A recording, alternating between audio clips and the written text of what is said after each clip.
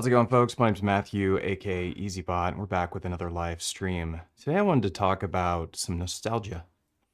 Growing up myself, I was a guitar player and singer, and that was my life. That was basically my whole existence revolved around writing songs, writing lyrics, and coming up with clever little riffs. And the thing that really got me sucked into writing music was just jamming on a little riff and then recording that riff and then playing chords over the riff. And this was heaven. And honestly, this still is probably the most blissful experience I can have in the music world, is just coming up with a cool riff and throwing some chords behind it. It's something you can do with other musicians. It's such a great experience. All you have to do is have a cool sound, throw some notes behind, like with that great sound, and then find a nice chord progression. And the experience of finding the chord progression is incredibly fun. The experience of coming up with a riff is usually like the thing that like makes your head kind of explode at that moment. And I was just thinking about it today. I've been playing on electronic music gear for so long, but I come from this guitar player background, and it's been, something that has been, I want to say like, I don't want to say avoided, but more like just in the background of my life ever since I got really sucked into hardware electronic music. But I really want to bring some of those fun principles back. There's no reason why I can't do what I was doing there or in those nostalgic moments in my electronic music more. And it is something I did a lot more when I was first getting into electronic music, when I was first diving into playing on the Deluge, for instance, a really great device for doing stuff like this. But also just on my Digitact and then eventually the Digatone, where I started out with like these recorded little riffs, and then I would put these like rolling bass lines underneath these riffs.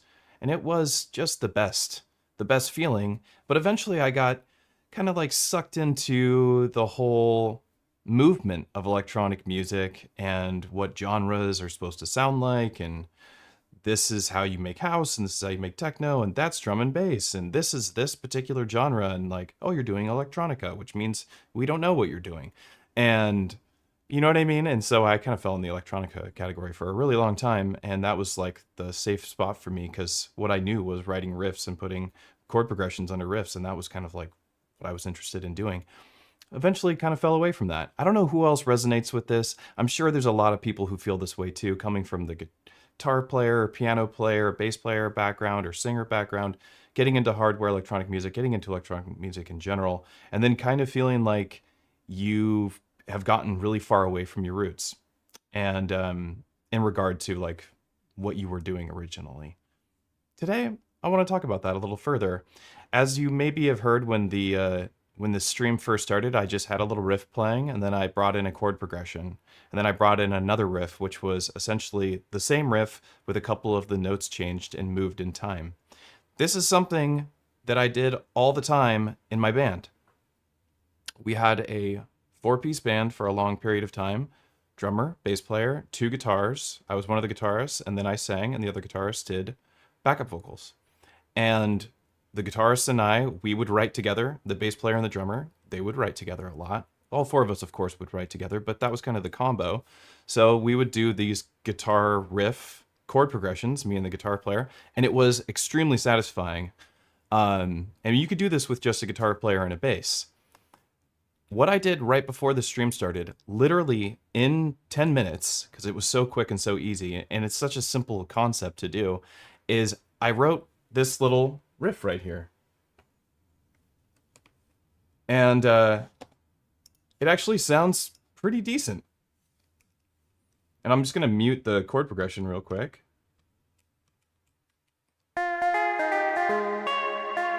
I just went in and I kind of threw down some random notes that I thought sounded kind of good.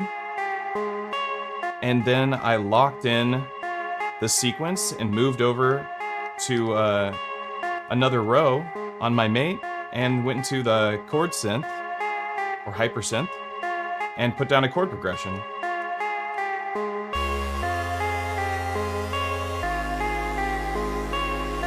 And if I threw a bass line, like a rolling bass line behind this, it would sound a lot like these fun alt-rock songs that I used to love to write. And then here's guitar number 2. All this needs is a bass and some like acoustic sounding drums. And it would turn into one of those tracks that I grew up writing a million of. Tons of these tracks. So I just really, I love this experience.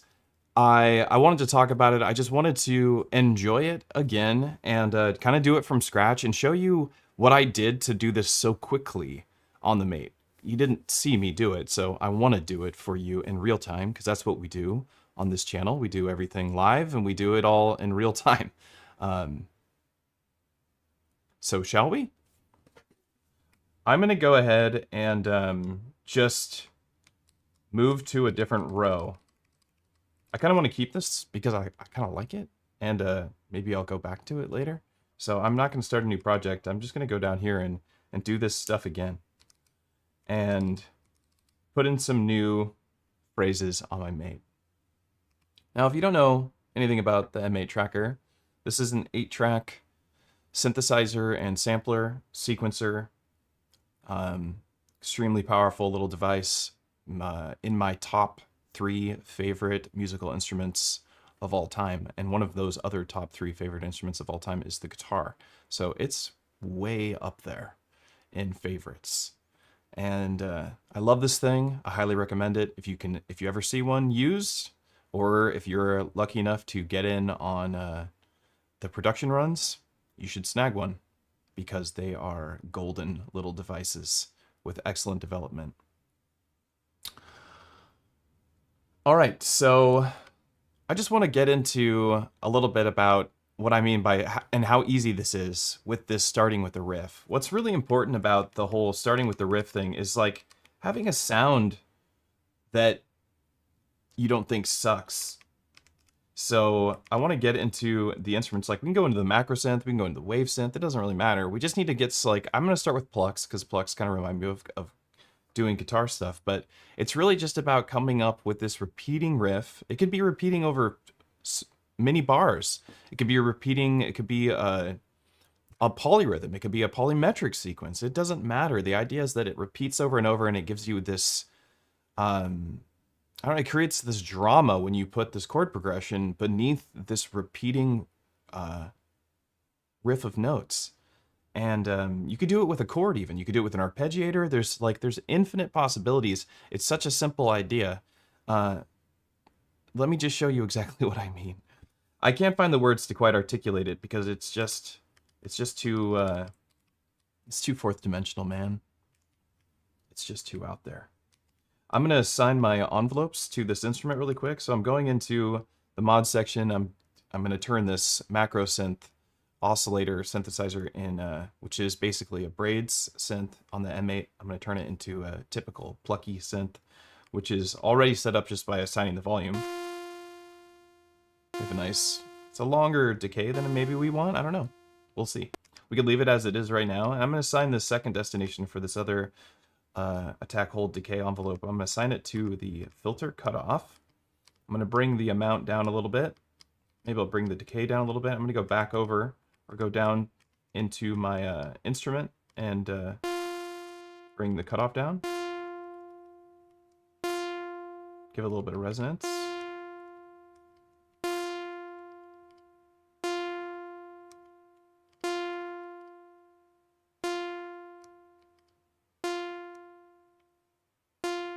Cool. Now, right off the bat, I'm just going to throw down vibrato, because it sounds so good. There's a couple of things we could do here, and I want to talk about all the tricks and ideas that I use when I'm using the Mate. So I could permanently have vibrato assigned to this instrument if I wanted by going into the table that's associated with the instrument. Tables are like sequencers that live within a step. You can slow them down so they are actually, live a little bit longer than a step, but they're typically reset every time a step passes.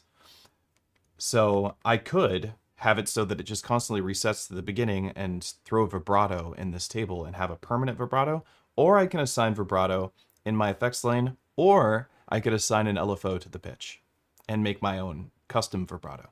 The vibrato that's in the effects assignment is good enough, so I'm going to use that. So I'm going to go ahead and do this. Go down to PVB, which is the pitch vibrato. There we go. Now I'm going to go back over to my instrument section and give this a bunch of reverb, because we want it to sound nice and catchy. And we could change these oscillators.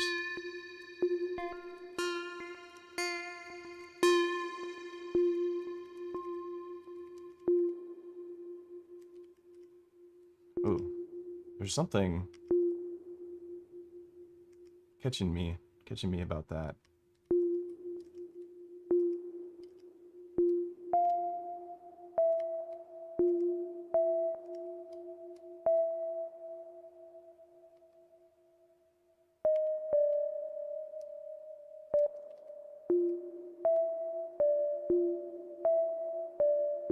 Even a sequence as simple as this one would work really well for us. We could have this be 2 bars long though, and add a couple more notes. So I just duplicated it. I also want to have the vibrato be on all the notes.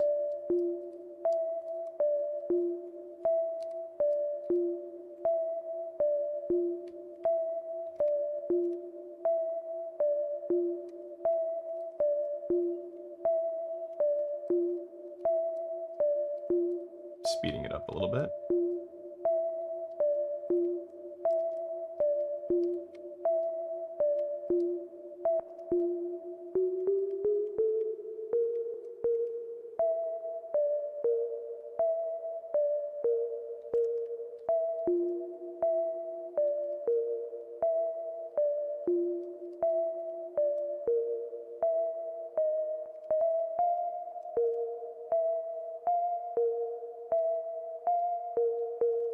Let's see.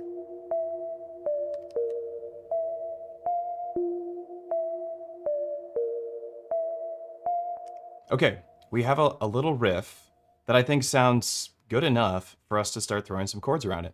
And this is as simple as it would be playing in these bands when I was a teenager.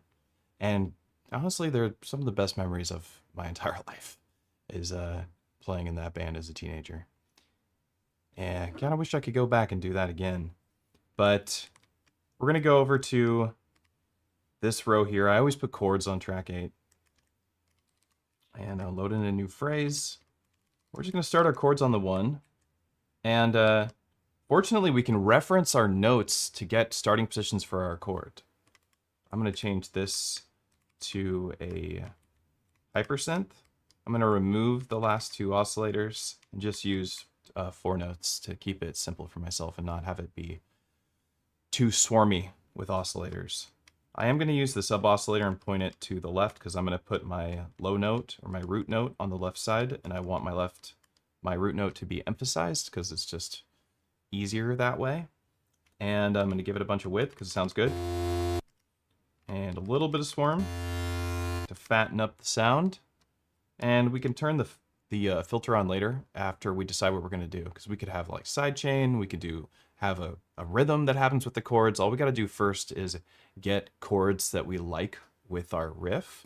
And I want to talk a little bit about the hypersynth workflow, because there's so many different ways to approach doing chord progressions on the mate, and there's so many different ways to approach using the hypersynth on the mate. You can use a chord effects line that actually allows you to recall chords that are in your hypersynth, where you can have multiple chords, and you can copy and paste chords within hypersynth, which is really cool. I could go here and go Shift Option, and you can see it says copied chord down at the bottom there. And I could copy it and go to the next chord, and I could paste the chord there, and then make a variation of the chord, and then recall the chord within my effects row. This is great. It's typically how I would work, but I actually have discovered that the lazier version of myself with this hypersynth is to just duplicate the instrument and start copy the instrument essentially, and then duplicate it and just forget about using that at all and just use my instruments as different versions of my chords because I'm not going to use all the instrument options that I have in this project, most likely. So, and if I did, I could go back and fix it later by copying and pasting the chords from the hypersynth. But so this is what I'm going to do. First, we're going to find a chord that we like over this progression. And what's really nice is that you can hold Shift and Option and highlight a row. And we're going to do this a lot later. And this is kind of like, if you're familiar with the Electron workflow, and this actually was here first. This was here much before the Electron workflow got it. But what you do on the Electron side of things is you do the loop, page loop. Page loop is like a feature that we're dying for on the ToneVerk. If you're a ToneVerk user, you're like, you really want page loop, especially if you're familiar with the Digitact and Digatone, you really want page loop because it has 16 pages and you have to wait 16 bars to listen to what it sounds like with all of your tracks playing on the 16th bar, as opposed to looping the 16th bar and just listening to that section of your music, which is what you would do if you were working on your DAW and or any other newer Electron box or an M8 tracker. So we really want that over there, but we have it here, and what you would do to do it here is a little bit different than what you do in the Electron view. So in Electron, you go to the page section, and then you hold page, and then you hit one of the keys underneath that select your bar segment. So you have 1 through 8, and you select one of them. Over here, you hold Shift and Option, you select an amount of steps that you want to loop, and you can hit play, and it will just loop those steps. Or you can hit Shift play and it will loop that region across all of your tracks, which is incredible for programming really intricate and surgical sounds and ideas into your production when you're deep into a production. And I use up my phrases pretty often in my projects. I don't use up all my instruments, but I use up my phrases pretty often because I love getting in the weeds of programming little nuances all the time so that the song sounds like unique all the way through the whole song. It takes me a really long time to write the songs because I get so into that. But not every machine gives you that, that function to be able to go in and deeply program in that way. So we're going to use that to program these chords because it's going to be so easy for us to just loop a segment of the riff over the chord. The only problem with what I've done is that because of the 2 phrases that I've done, we might have to have our chords be a little bit longer, but we can always go in and adjust the phrase if we want to do that. This is really for discussion, and less for me like trying to write some banger for my next set, which I am playing. I'm playing this month at Modbang here in Seattle. So I haven't played in a while, and or played there in a while. So I'm excited to do that. So let's go ahead and program a chord. I'm going to start with the F note. I know that the progression that I wrote, the little note progression, if you hold the Option and hit your left and right arrows, you can just move over through your phrases, as you can see here. It only lets me go to 7 because I only have a phrase on 7, but if I had phrases on 1 or 2, it would skip me over to 1 or 2. Really cool. The quality of life features in this device, the M8 tracker, is just, honestly, off the chain.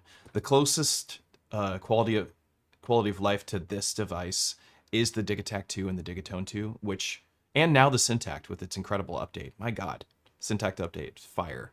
I actually almost was going to have today be on the Syntact, and I could have, now that it has those fantastic samples. I loaded it full of chords. But let's go ahead and get started with this. I'm actually going to soften this up quite a bit because of, I don't need the swarm. I'm going to use a filter to do it. Or you know what we could do? Actually, it's not as surgical as using the hypersynth, but it has different waveforms that might sound better with the riff sound design that I chose, with that like electric piano type sound, is using the macrosynths chords. The only thing with that is that it's like much harder to pick your chord than it is to literally just put the notes in and change a note here or there. So you can't get as deep into the weeds with your chord progression as you can on the hypersynth, but it definitely has the sound design that we might prefer. We'll see. let's just put a third in. Okay, we want the major third, it looks like. I'll put a 7th, and then we can put a 9th in. Or a 7th in, I mean. I meant to say, these are semitones. I meant to say put a 5th in, that's 7 semitones. And here's 2 semitones, so this would make it like a 9th chord. Actually sounds pretty good like that. Let's put an envelope on that filter.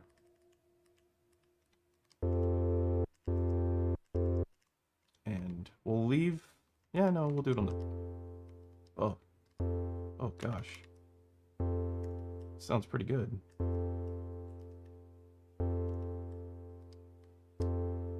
I put on the width, so I'm a genius.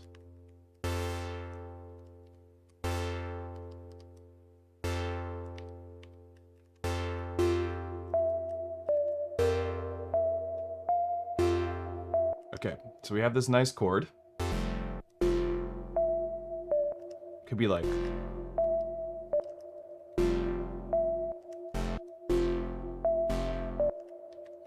or play it like it's actual guitar. Could get some real EDM stuff going here. We're at 120 BPM. We can always adjust this later. These aren't samples. That's actually this seems like it could be fun. We'll mess with this. So what I'm gonna do is I'm literally just gonna copy the phrase, I'm gonna paste the phrase, and then I'm gonna clone the phrase. And then I'm gonna go in and clone the instruments. Because I'm lazy.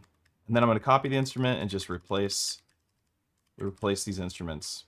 And I'm gonna look at my riff again, and we have an A sharp and an E. Let's try that A sharp really quick. Just copy that and replace it.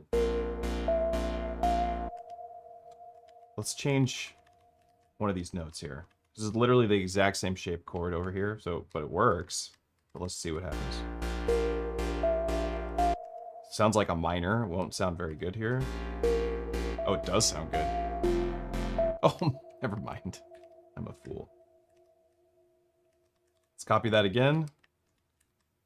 Clone it. Let's do the same thing again and just clone these instruments. This is not the typical workflow, okay? I want to remind you, this is the laziest way to do this. Whoops, I meant to do that and then. But it really does work. So I really like it, honestly. Let's see.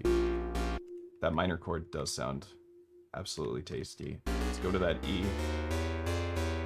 An E, definitely not a minor. So we'll put that major third back in.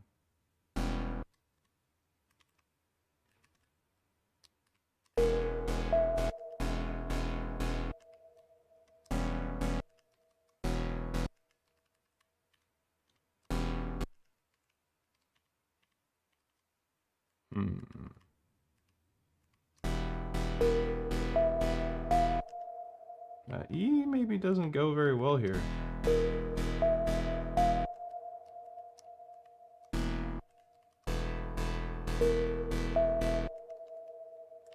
Let's try, well, let's keep it at this major. Let's try another note. So here's what we're gonna do. I'm gonna loop this section, shift play, and we're gonna find the note that fits. Actually, how we should do that is highlight this and go. I mean, the G sharp fits.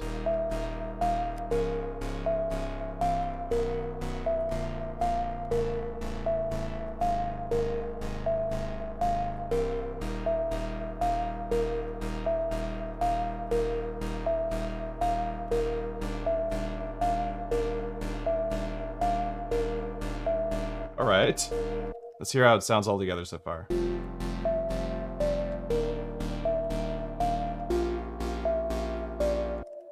Oh, come on. This is so emo already. I'm already feeling that feeling again. It's just too bad it's not with other people. You know what I mean? That was always the best part. Let's paste that, clone it. Let's go in, and I'm going to clone that. I'm going to copy it. I'm going to replace these. And let's change these notes again. Oh.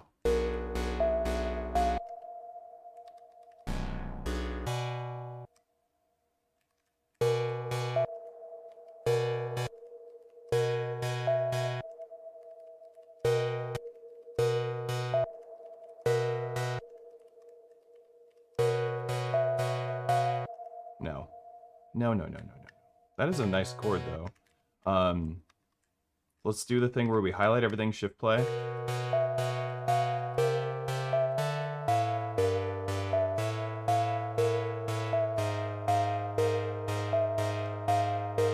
Did we do a G sharp already? No.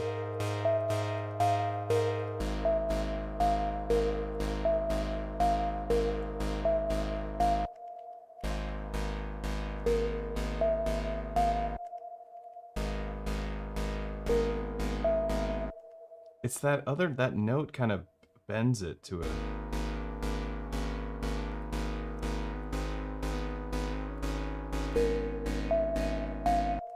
What is that note? It's that last note. Maybe I can incorporate it into the chord. It's an F.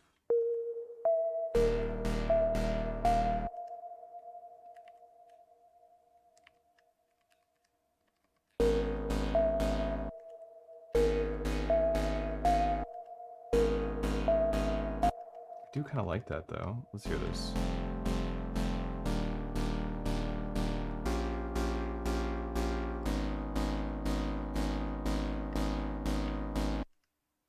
It's kind of a nice chord progression.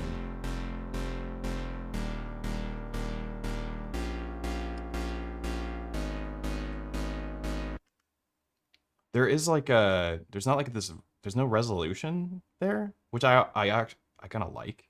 I really enjoy chord progressions that like leave out the resolution because it kind of adds suspense and drama to the progression. And you can maybe put the resolution in as like the first chord of a chorus or something. I do like that. Maybe we change the riff for just that part of the progression. So we go like this and clone this part.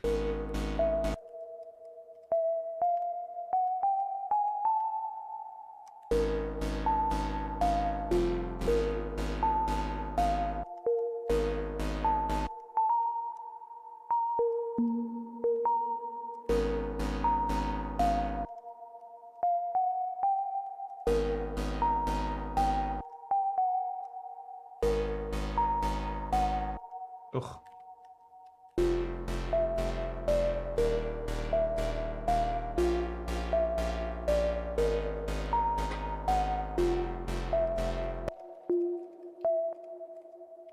Yeah, there is something I need to shift. Maybe I need to...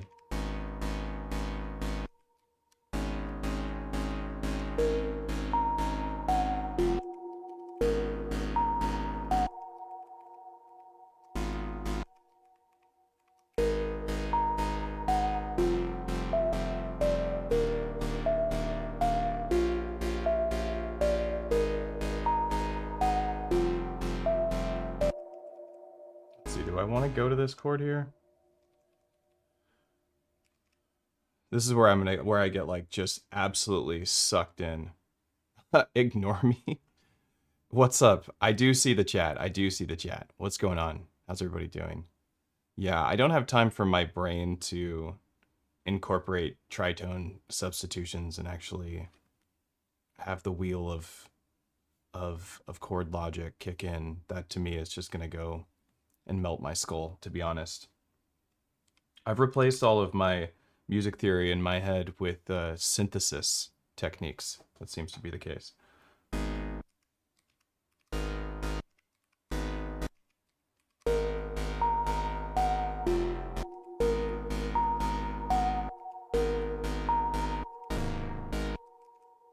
Let's give it some more of this low end here.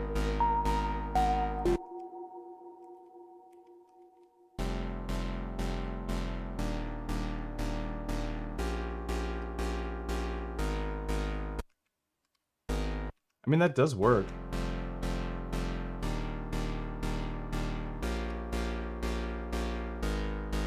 But I know what you want to hear, this resolution from this chord. I know that that's where people's heads are at.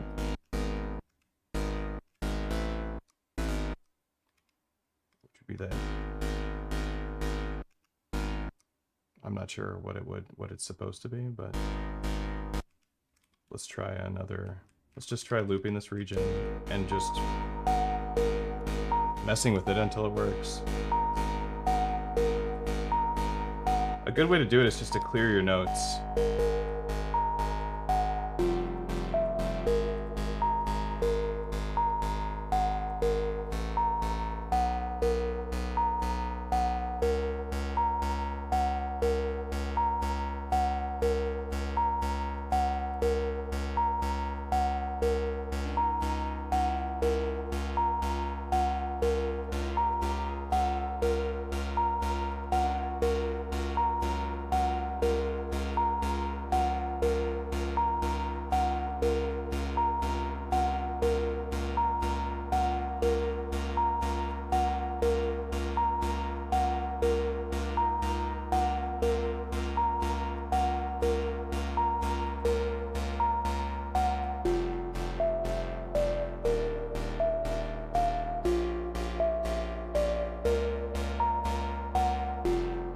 Now I want to go back to the note that we had before.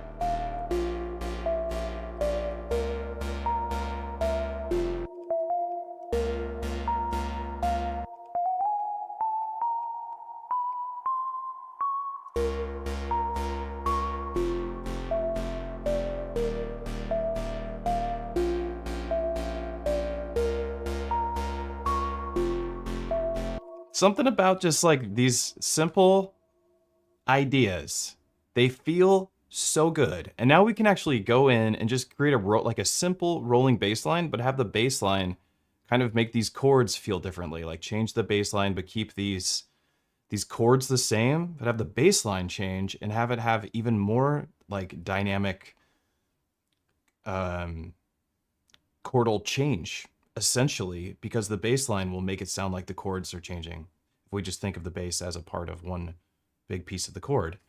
But really quick, let's just compare this. I'm gonna mute this track. So we had this little riff, which is, I did basically this exact same idea.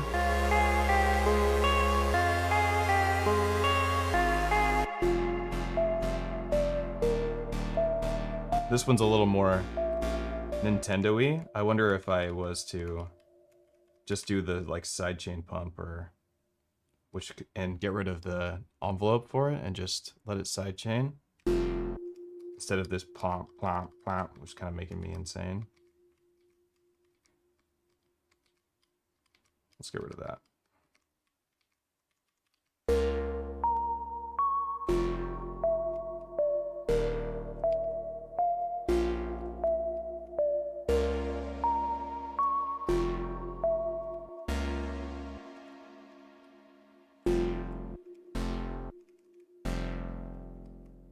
Maybe we don't do that, maybe we throw...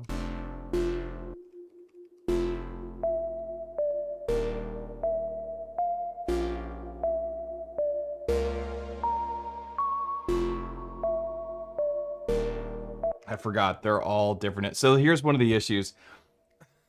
This is actually kind of hilarious to do this to myself. And I'm like, oh, this really was like me doing what I did by cloning the instruments truly is the lazy way. Truly. And now I pay for it. And now I pay for that because I want to make an adjustment to the synth engine, but the synth engine holds the chord. And now I have 4 different synth engines to adjust to do one adjustment. I just want to add some reverb. So now I'm going to have to use the effects lane to do my reverb. That's what I get. Instantly punished for being a lazy son of a gun. Let's go over here.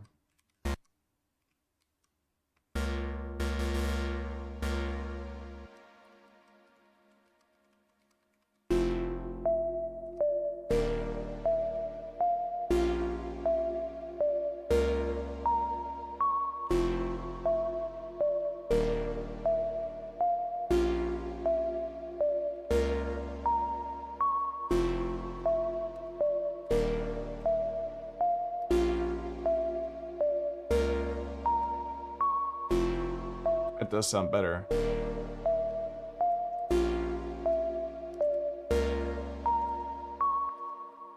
I wonder if I could quickly fix my mistake of doing that to myself. Let's see if I go to this next instrument and do the chord copy. Will it copy from synth to synth, coast to coast?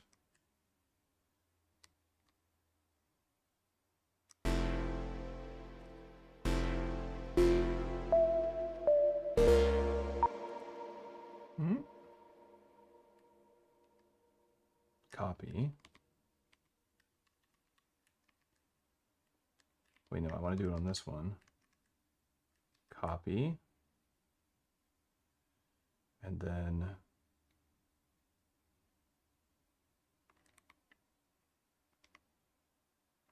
let's go up and go to number 2 and paste.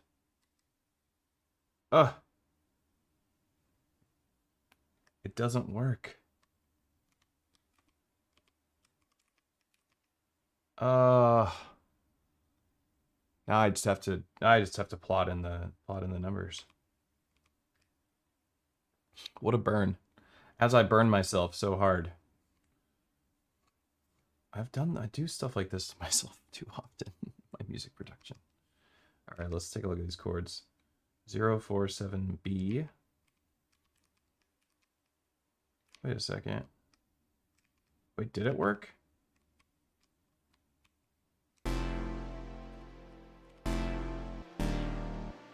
Okay. Oh. Are these the same shape and I'm being confused and that it did work?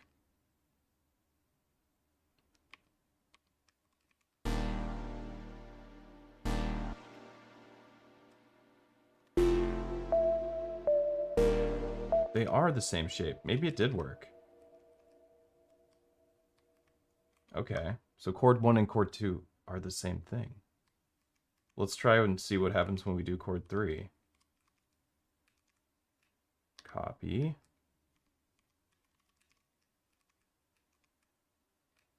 Paste. It does work. Okay, never mind. It does work. I saved myself. Lovely. Go to chord 3 and get this last chord and put it in there. We learned something today, boys and girls. Paste. Heh. Get wrecked. All right, now we go. Just replace these. Oh, this will be so much better. The only problem is I liked the how quickly I was able to just program. That part sucks. All right, we go to chord and we go.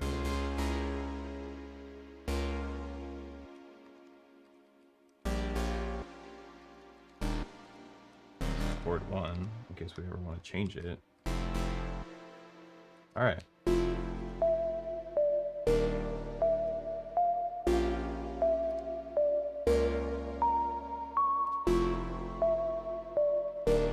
And now I can make adjustments.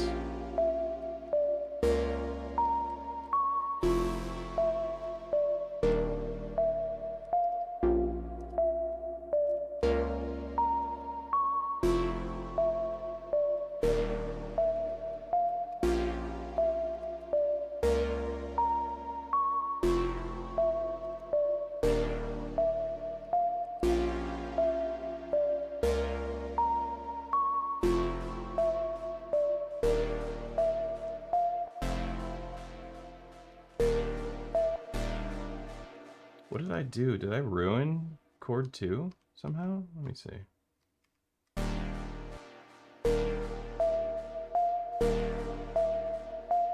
I swear it didn't sound like that before.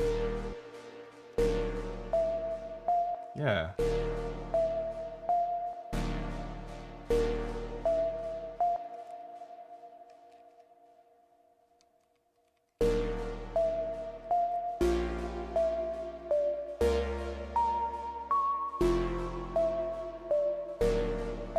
I don't want to do that. Why did I do that to myself?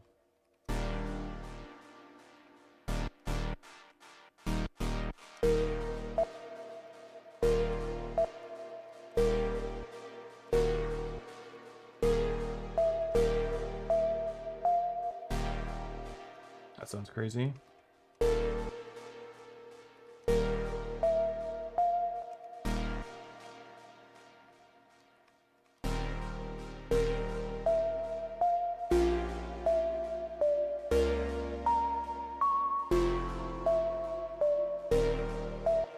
That does not work.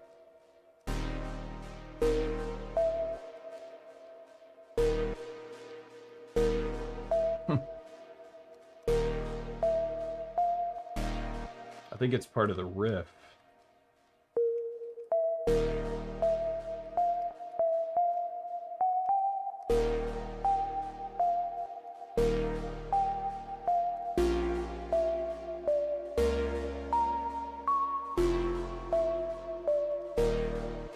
Oh, kind of cooking my chord progression, aren't I?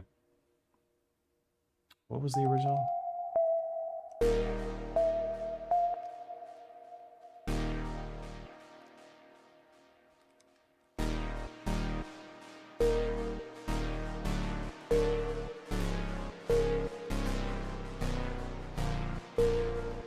Did we start with the A sharp already? Oh, we did.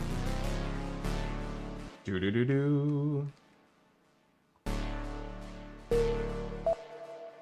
Let me clear this. I'm going to try a new chord. The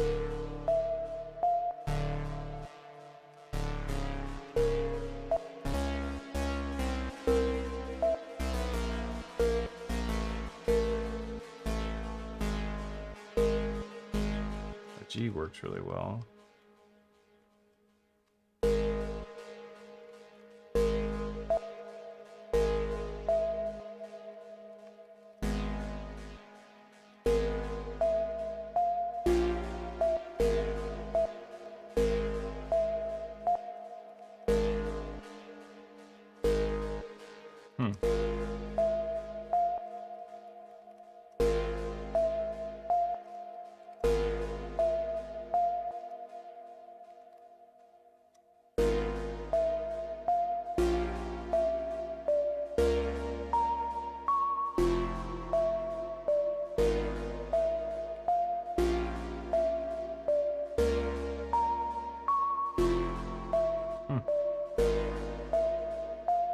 A little more dissonant than I maybe wanted it to be.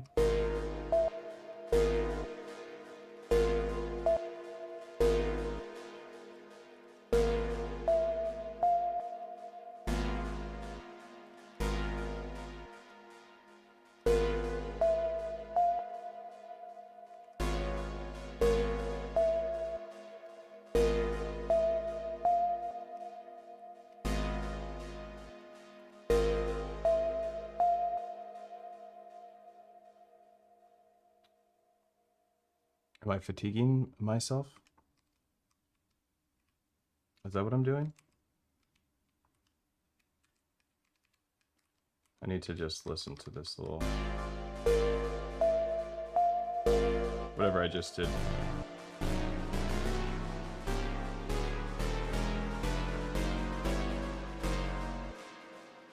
The delay and reverb needs to stop.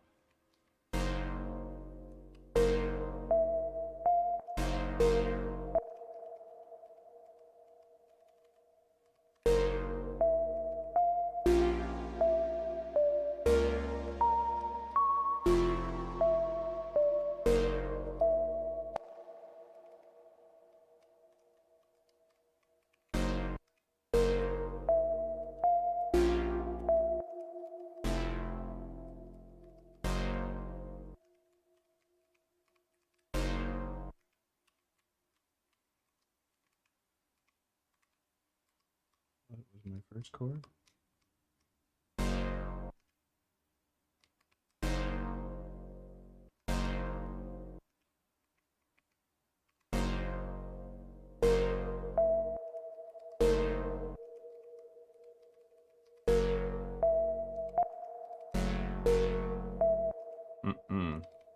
So yeah, let's keep that minor.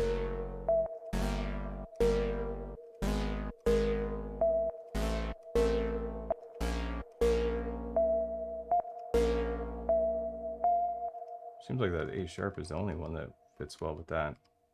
I could keep use the A sharp twice. the next part of the progression.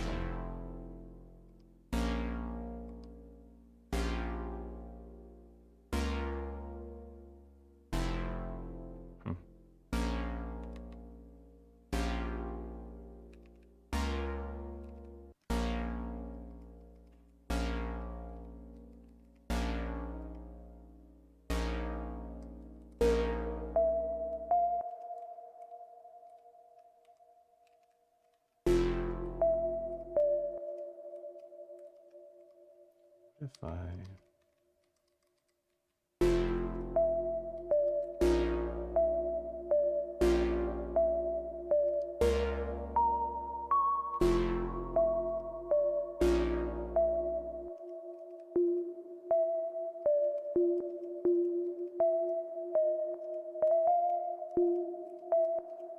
oops, I'm screwing myself over.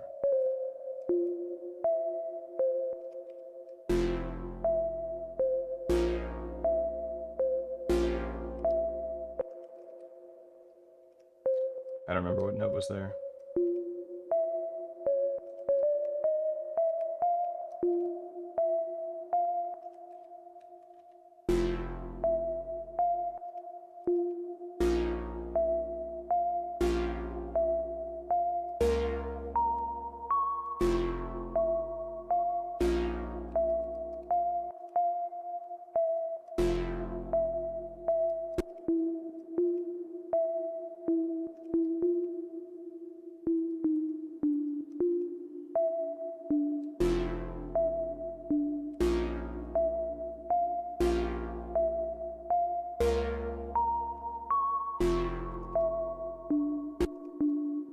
I'm kind of like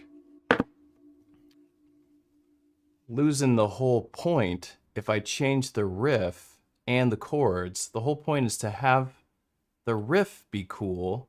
Maybe the problem is I should have just stuck with a simpler, not that the riff isn't simple, but stuck with kind of the original idea. Because now I'm trying to finesse these notes and these chords into something that I don't particularly care for. Does it have an undo? No, there's no undo. What I like to do, there's like a reload save state type thing. I think what was good about this idea, I think I had the riff working just fine, and I went in and like, I heard... Get him, Gemma. Somebody probably delivering a package, and now they're dead because my dog's gonna eat them. Okay, hang on. I need to remove this riff for a second.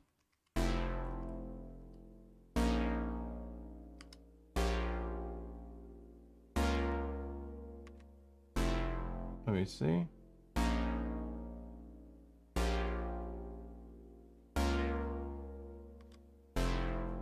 Okay. What are the notes from this first chord? We're gonna just... Really?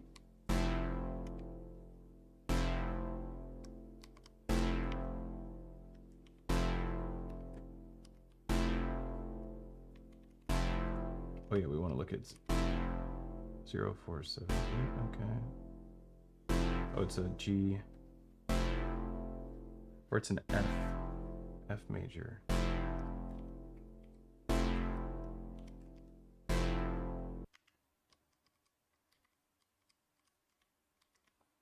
Let's try something more like what we did before. I gotta unmute this.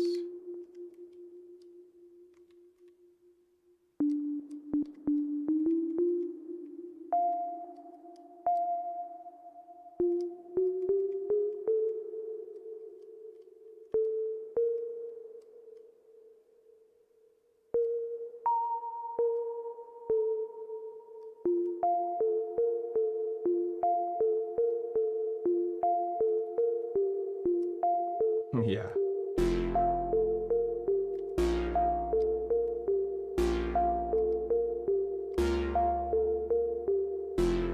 Yeah, that's much easier.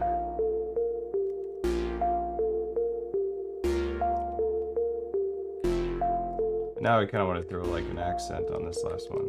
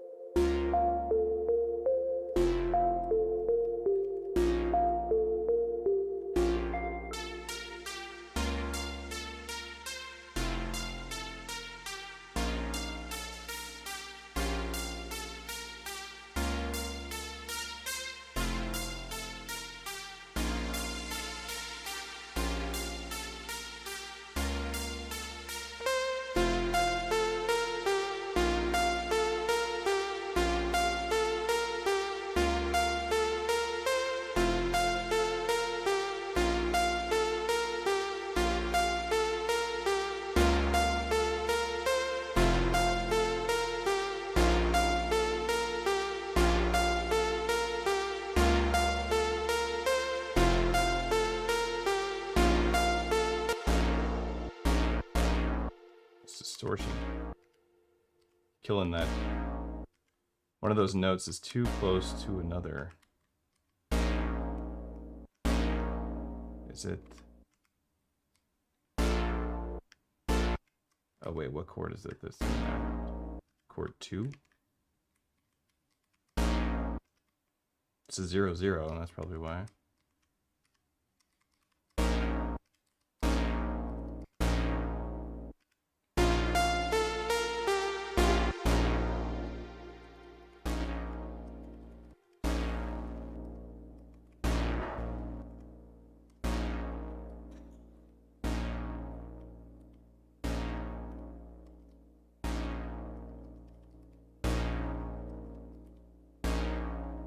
Oh, I can hear the clipping.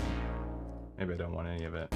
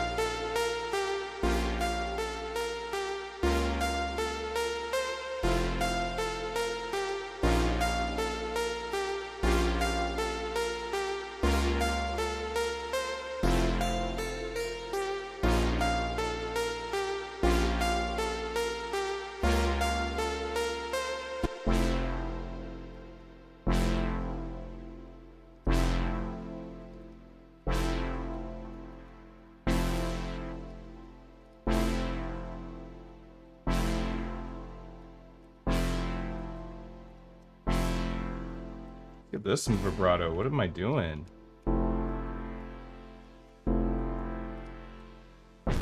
Whoops.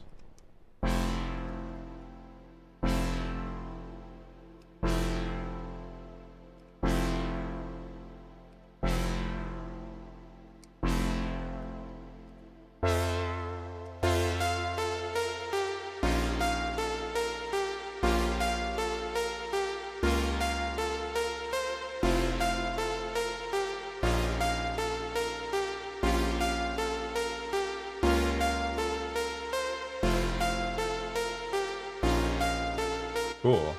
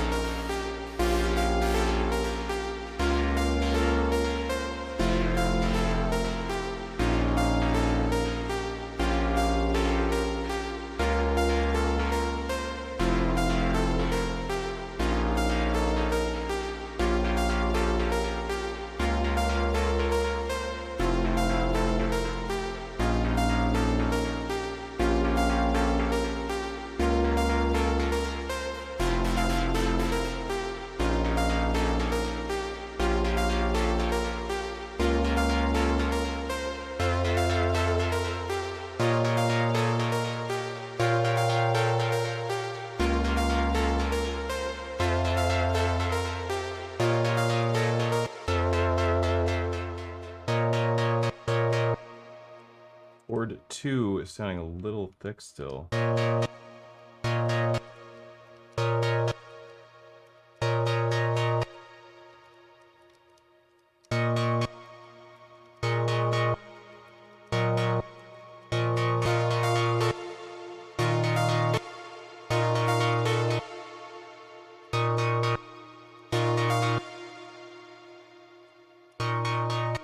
Maybe we get rid of these sub-oscillators.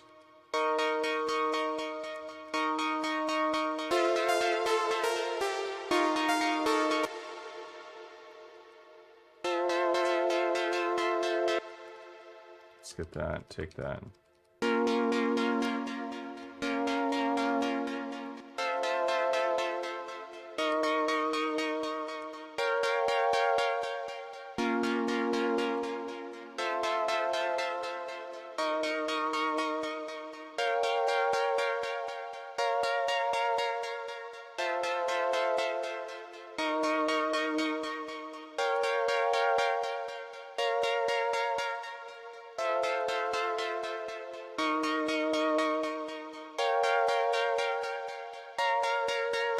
It's kind of cool.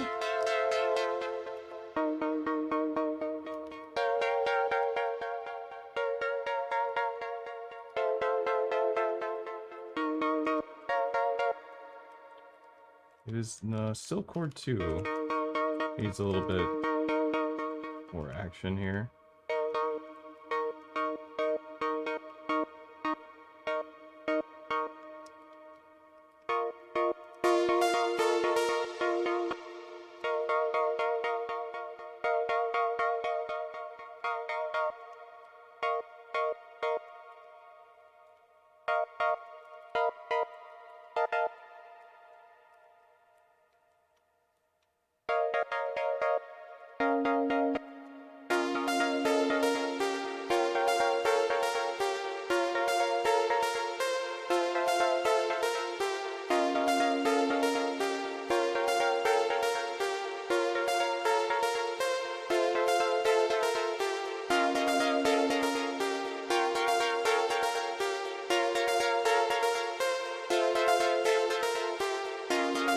Okay. We're somewhere. We're going to duplicate this, clone everything, and unmute it. What if I just move this down?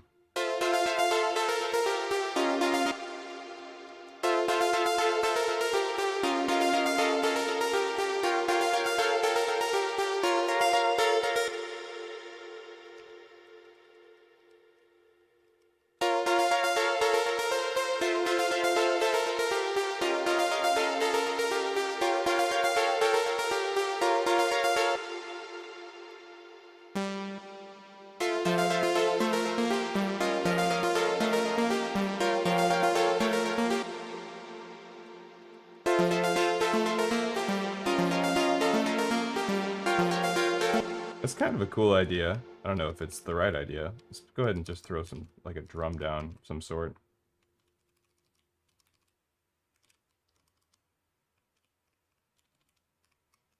Maybe we put like some sort of like break in or something.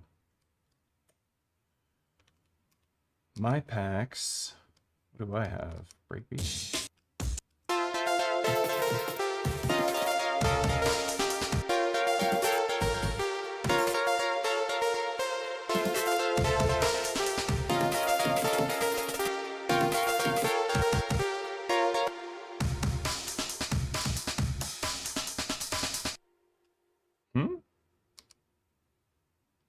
That seems pretty nice. What if we speed the tempo up to meet that break and then chop the break up? Whoa. And also, let's put the break on 4. And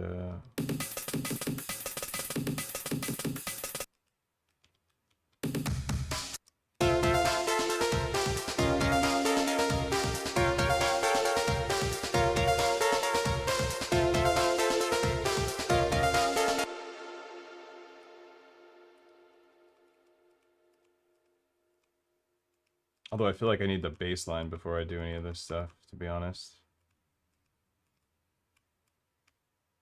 That looks like 32.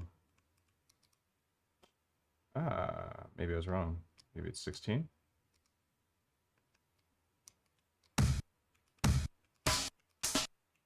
Yeah. Some of them are 32. But I think I could get away with just 16.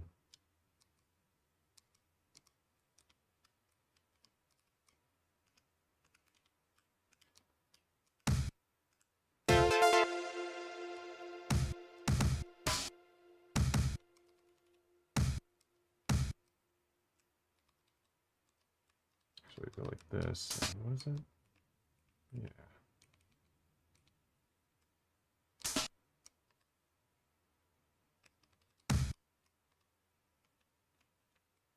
Oh, I want that to be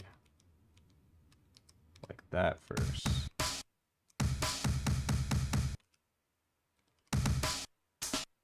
Do I want to just interpolate it? Whoops. So if I go even up octave. Oh, it's gonna add all the notes in between. That's okay, we'll just delete them. See how this sounds. This is a weird little experiment right here. We got a new break.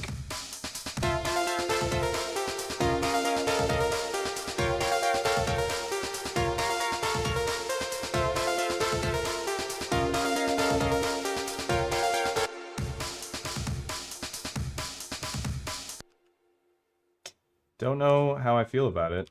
I'm actually going to mute that for now. And create some sort of fat bass synth really quick.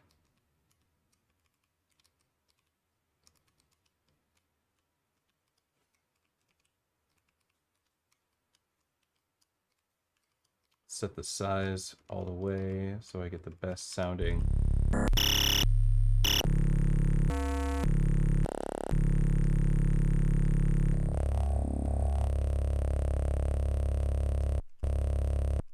It's pretty fat. I was just going to do like a rolling bass line. First we'll just follow the chords and then we'll move from there. So we'll go F, A sharp. It's not A sharp twice. I don't know what chord it is though. F, A sharp. We'll do A sharp again, C sharp, and then we'll figure it out from there.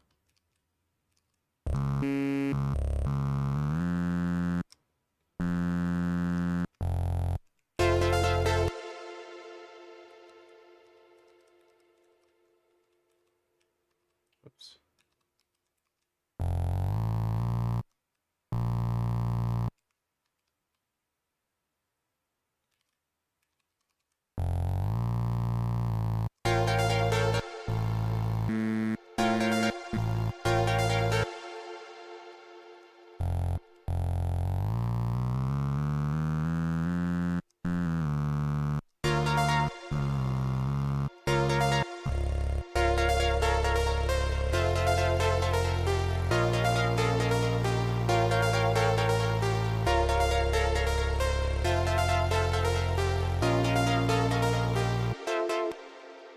Let me get rid of the LFO. It's pissing me off.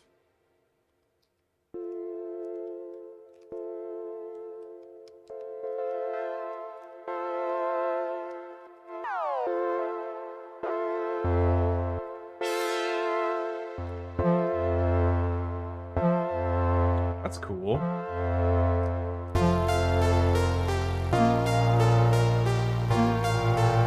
Doesn't always work though, but it does sound cool sometimes.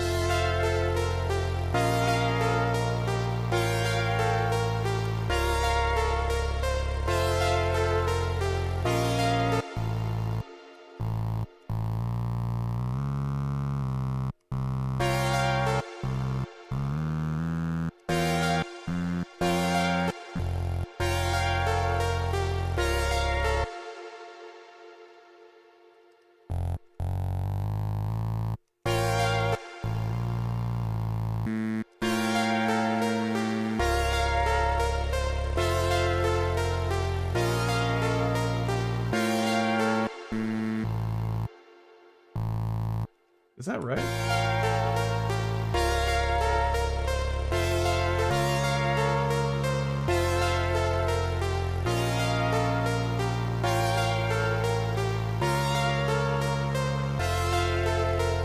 Maybe we make a pluck.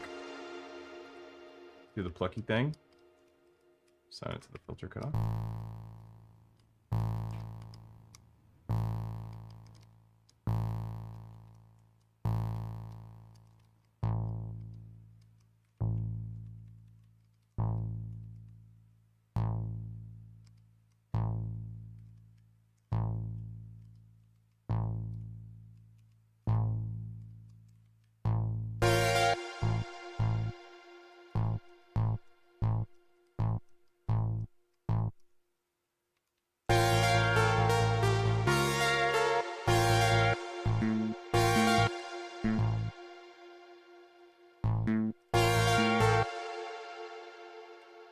I think I could have fun with that idea.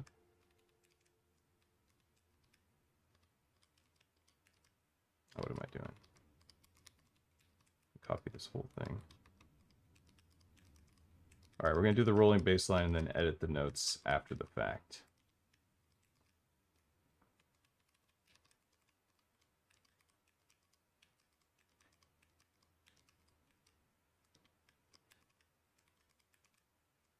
Mm-hmm.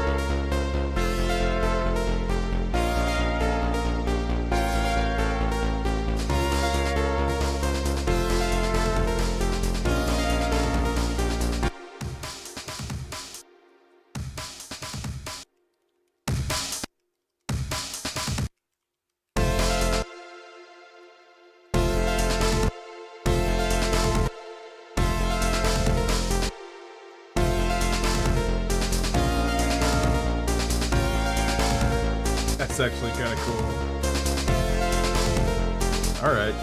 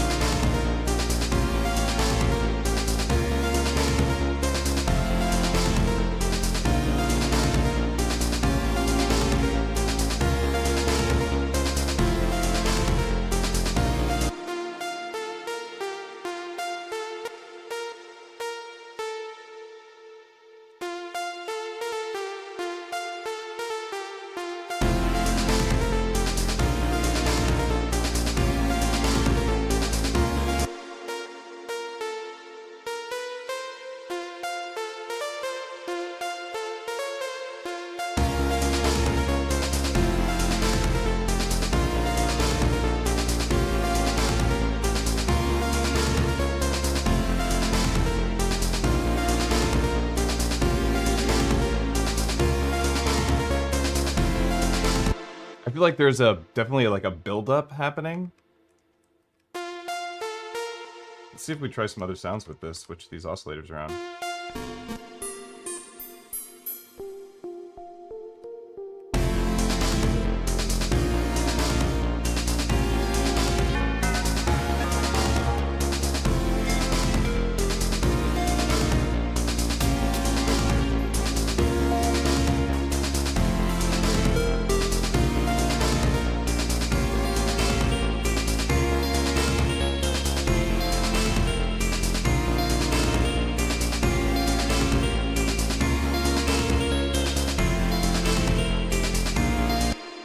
Be kind of cool.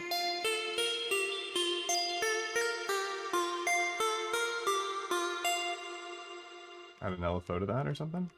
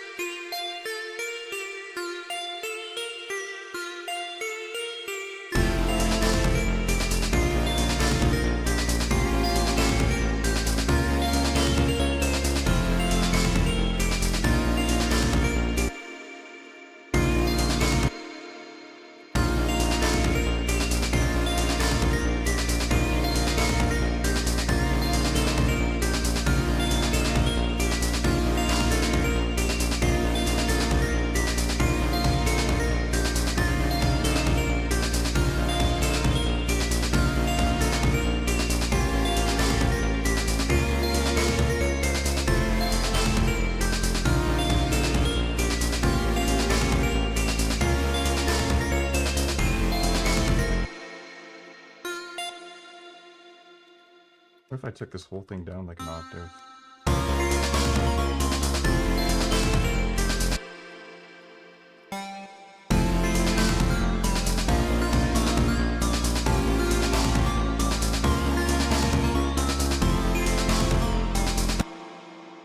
I'm gonna mute this for a sec.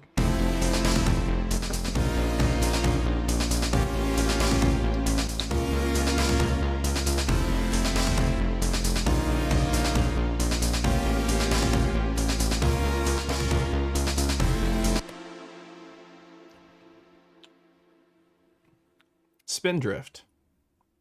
Sponsor me. It actually does taste like somebody squeezed a lemon into a sparkling water. You can use this as your commercial.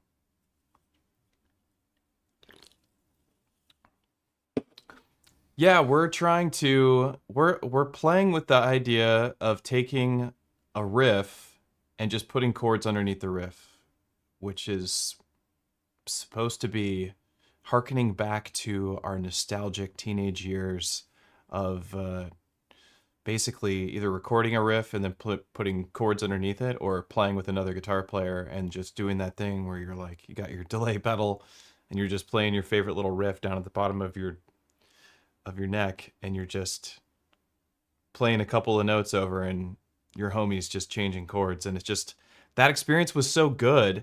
I'm trying to recreate it on the M8, and I did originally here.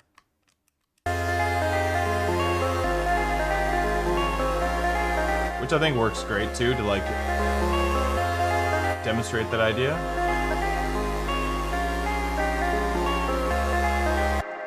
And then we did it again here, which I had to finesse forever because I kept getting like sucked into changing the chord, and then I was changing the riff, and I was like, that breaks the rules and that ruins the whole thing. You write the riff, then you put the chords down. That's the rules. You can change the riff a little bit, but like, you gotta like cement some ideas. Now I'm kind of getting into this, like, the kick, the snare and the two kicks that happen like right after each other is pretty cool.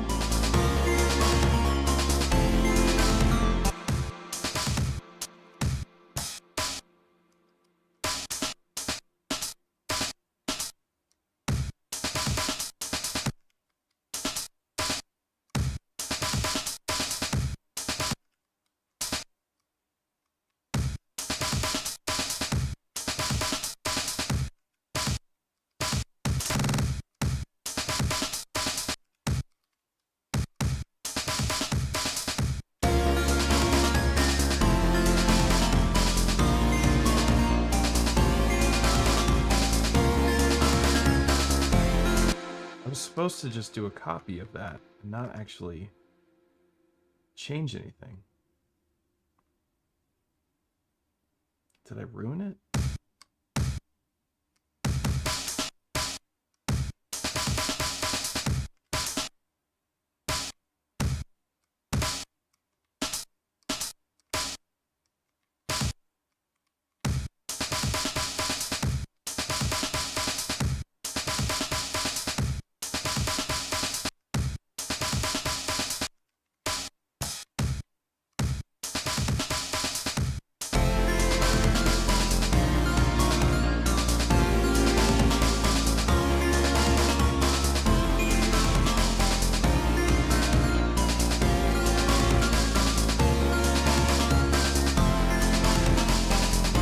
That's pretty cool.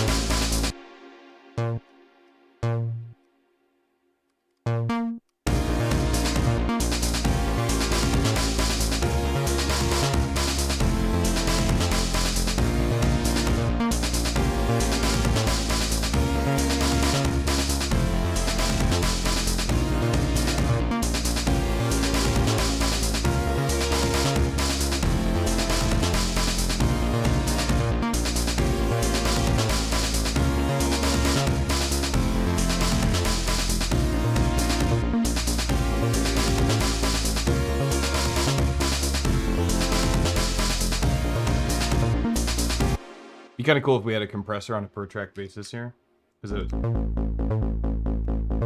be nice to compress this bass.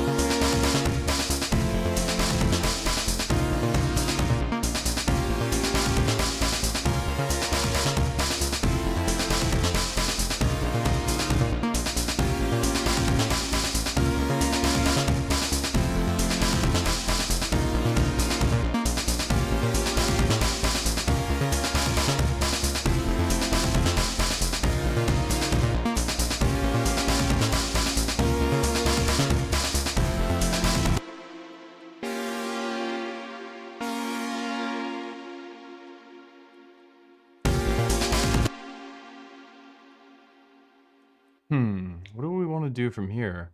I'm kind of like hearing like some sort of like riff that goes over it.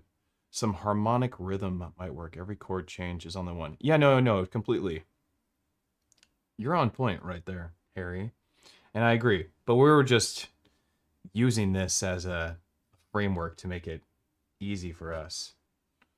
So what if we do what Harry's suggesting, and maybe we put these chords on different hits?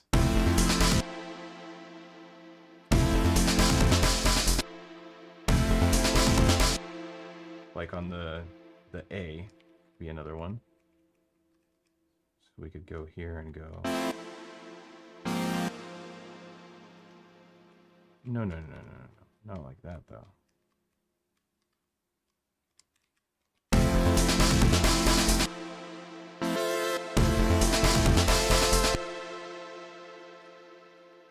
have it on the one there.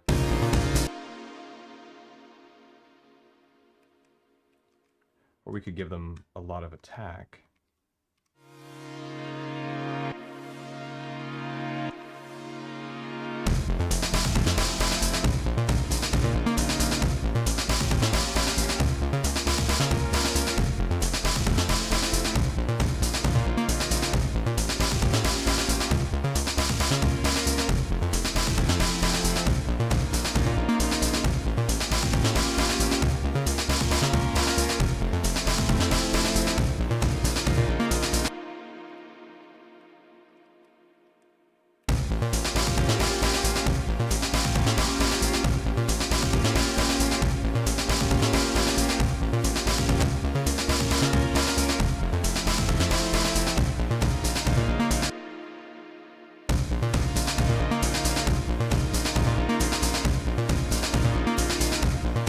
You know what's kind of interesting is that when you like take these regions and you just loop this section, it feels like you could just take that and just go with it and start a whole nother track off just like this right here.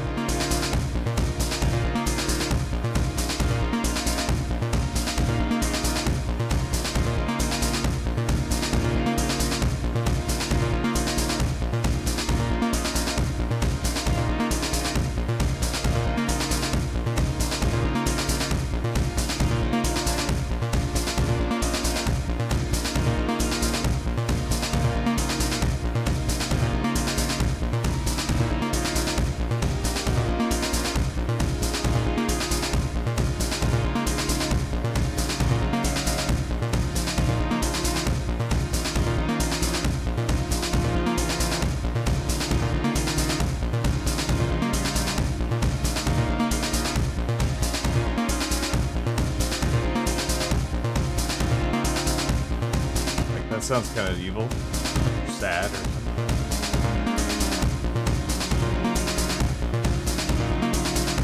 Like that's like super depressing sounding. I kind of love it.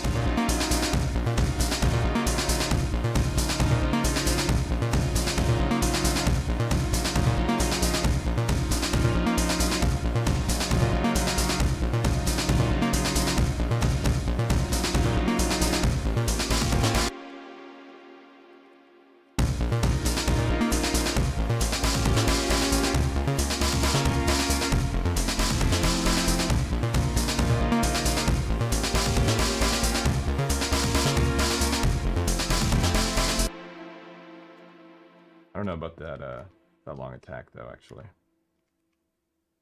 Oh, did you see that? How cool is this? This is a new update.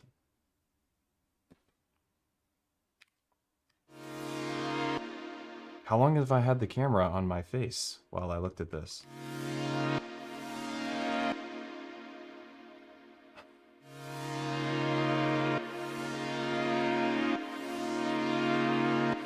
So this is really cool. Check this out. This is a new edition.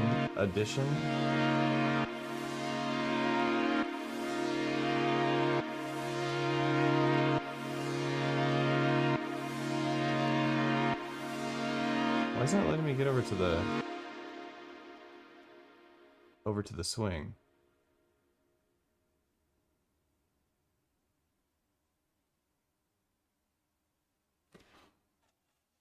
For 82 minutes. Thanks, GG. I've been going for 86 minutes. Thank you very much.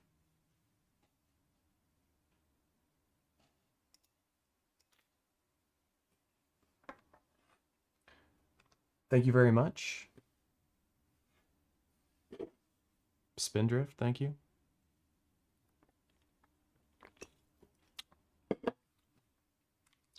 I mean, I could sit here and just noodle with little progressions like this forever, honestly. Let's see. Let's save our project. Let's just call it F in F'n with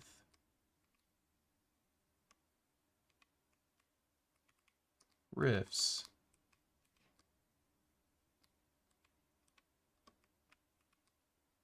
We just effing with riffs, yo.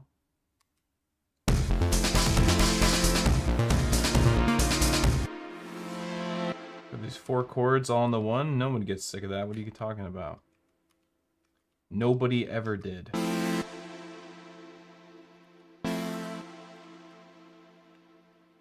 Let's try doing something like...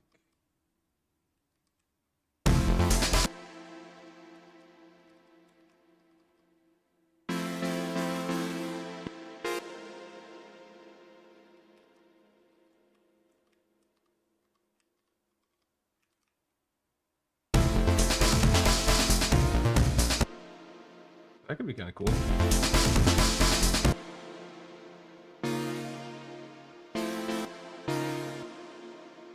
Maybe that reverb's a bit much, huh?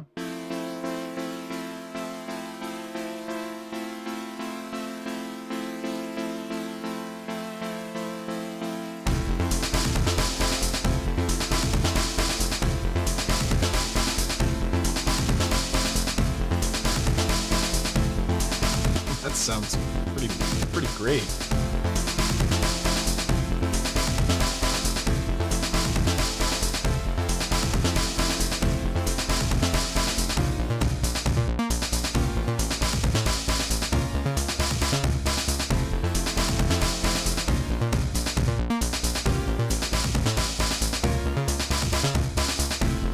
This sounds better than anything else I've done. That reverb was the problem. I think that reverb was cascading, like it was holding on to so much of the tone of the chord. It was like melting into the next chord, and it was adding too much dissonance. Suck it, reverb. You're a real POS. Wait, let's do some rhythms here too.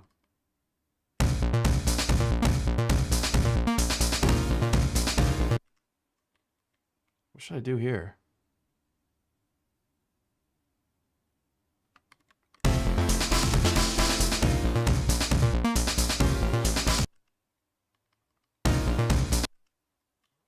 Can we take it off the 1 and still have it be cool? I like it on the 3 a lot. I usually like things on the 3. Let's see. Kind of scoot it.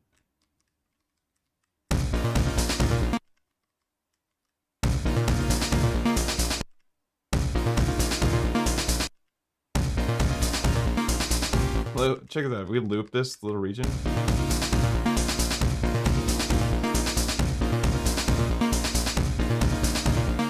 I could totally have it be like literally for like 4 bars just on that chord instead of just 1 bar on that chord would sound pretty good, honestly.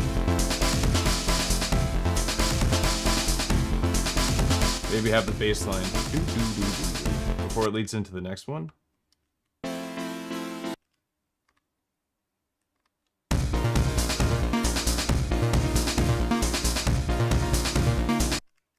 That sounds pretty good.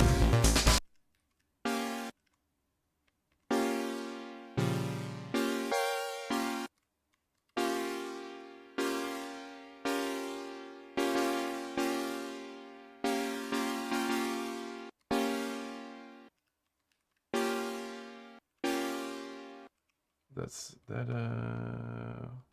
what is it? Oops. This is chord 3.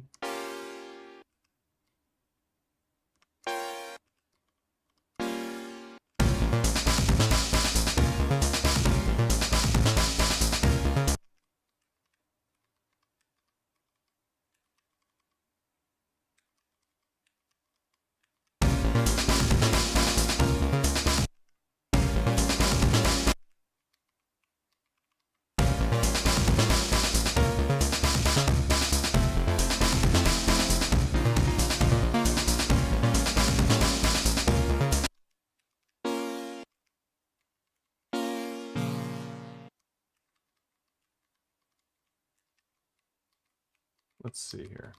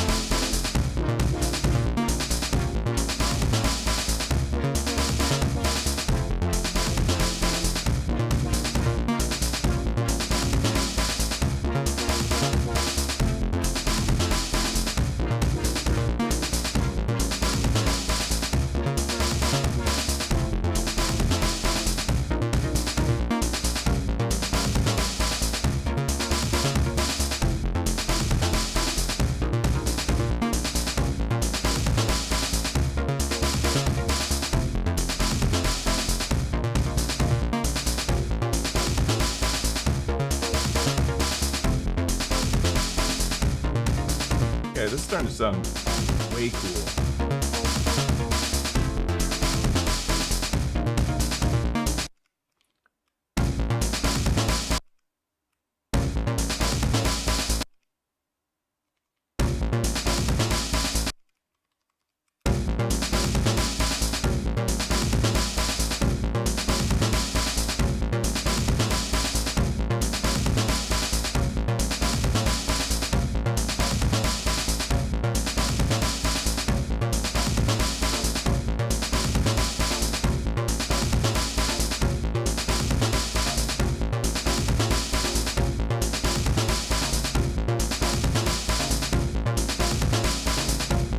What?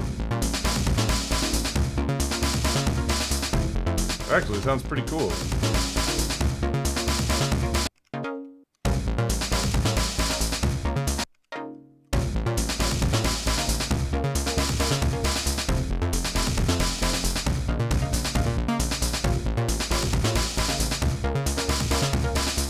What if we go to our drum break?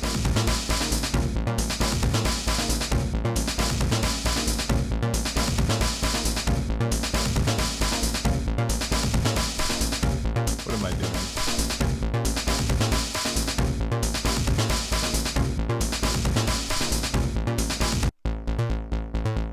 What am I doing? I'm in the wrong thing.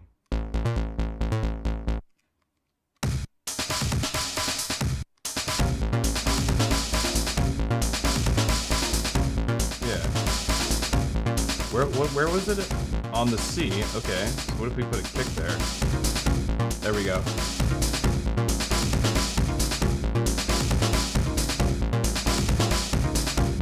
Wait. Oh, it's on the D. I'm a genius. Yeah. Yeah.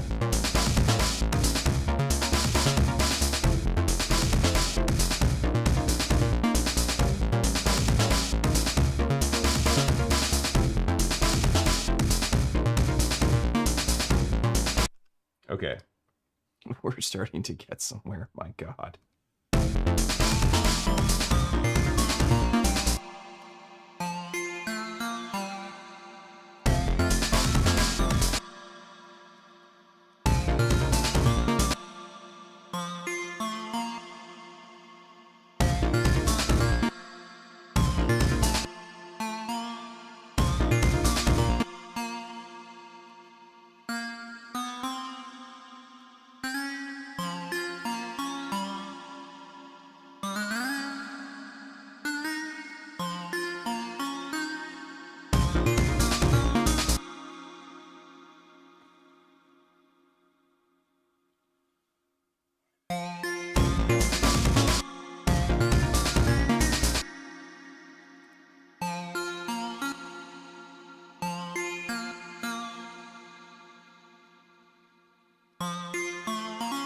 Okay, so it's A. Okay, got it.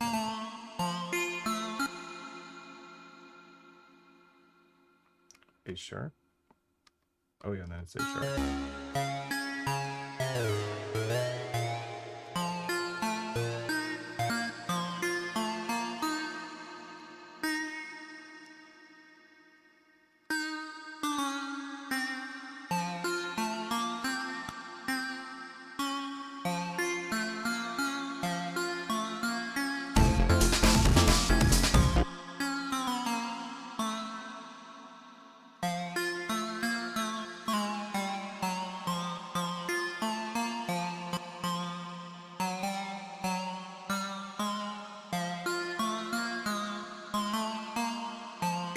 What was it?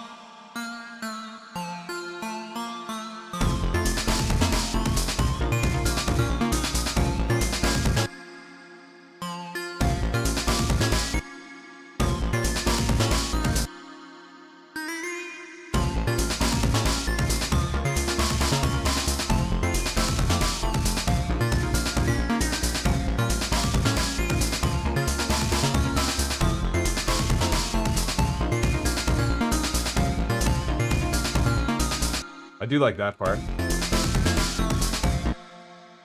Wait.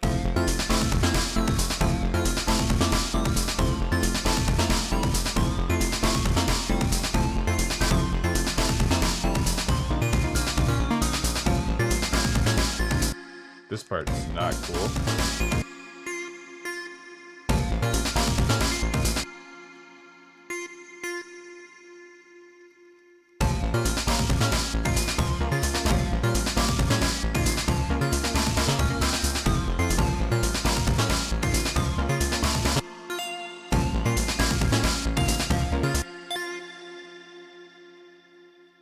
Send some reverb to it or something.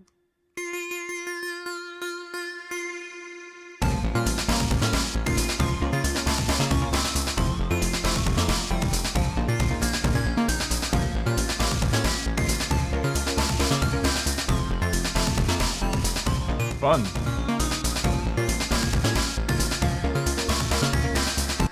And to think we're just on the first phrase and it's been like an hour and a half. This is just what happens, I guess. This is just what it's like. But I guess when you find something that you actually like, once you get to that spot where you're like, oh, this is worth investing some time into, then it just kind of just goes do do do do do do do, and it starts like flowing.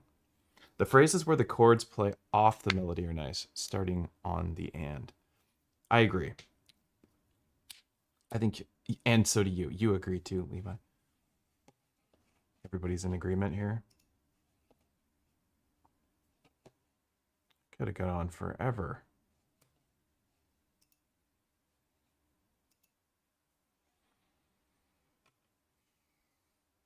I guess now's a good time for me to check in, since you've been listening to me riff on the mate for 100 years. Could probably just cut out a whole huge section of this stream and just cut right to the part where I like. That's not probably a good idea from a YouTuber's perspective, for being totally transparent. We don't want to have things be too long that people can't enjoy watching. That's also what editing is for. How's everybody doing? How's our Tuesday afternoon for those of us on the West Coast? Because I guess it would be just getting into evening on the East Coast now, and the rest of the world, I don't even know what time it is. It is just such a crazy time right now. It's so distracting what's going on in the world. It's hard to get inspired, I'm finding, here and there, because of how distracting it is. But obviously I make time to do it anyway, because this is what I love to do. I have some really cool stuff that I want to show off on the channel soon, very soon. Stuff that I'm just like, I think are so cool, and they're totally different than stuff that I usually present on here, and I'll point them out right now, but we're not going to go into the deep, as Adele would say. Rolling in the deep. One of them is this super awesome box. We'll see if it'll focus on it. Check that out. This is the Alicia. I don't know how they say it. X-Max. This is a master bus compressor, multi-band compressor, analog. It's super awesome. I really, really like it. It's pretty affordable considering how expensive it is to get any other brand. We're not using it right now. We are running into it, but we're not using it at the moment.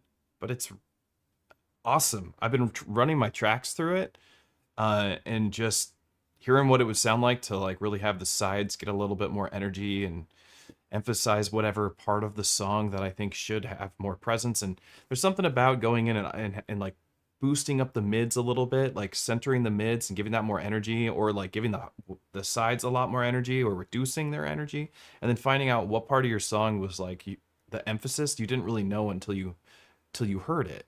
That's kind of the cool thing about like doing mastering stuff, especially mastering multi-band dynamic compressors, is like that you actually get to like hear the emphasis of parts of your song. You didn't know were the main part of your song, or the frequency content you didn't realize was like, oh, this is the part that should really be pushing. I had this like electronica type track on my Electron stuff, and I really pushed the mids, and it brought in this like this really mid heavy bass line that I had, where it was like an octave, but it had so much, or an octave bass, so it had two notes playing, right? But it had so much of this like mid synth sound where it was, the filter cutoff was open a lot, and it was like sawtooth. And anyway, there's just a lot of harmonic content there. And when the mids got pushed, it really, really pushed that bass line into the center, or at least the top and the mid top of the bass line. And it was just so sick. I know that was a long-winded way of me saying how awesome it sounded for me to process this track through it, but I've been processing everything through it and having just such a good time. I highly recommend it. It is not a necessary tool at all, but it is really fun. It's very fun to like just do it with your, like, to adjust a multiband compressor with your hands as opposed to your computer. We have multiband compressors on the M8 tracker, if you didn't know. There's an OTT, but you don't actually get control over each band. You just get this like overall band thing.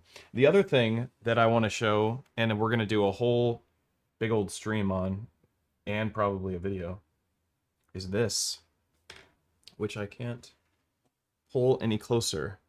We'll just move the camera for a sec. Check this thing out. This is called the Track 8. And I have my own theme in it, which it's got mastering in it. Let's see, all sorts of cool stuff.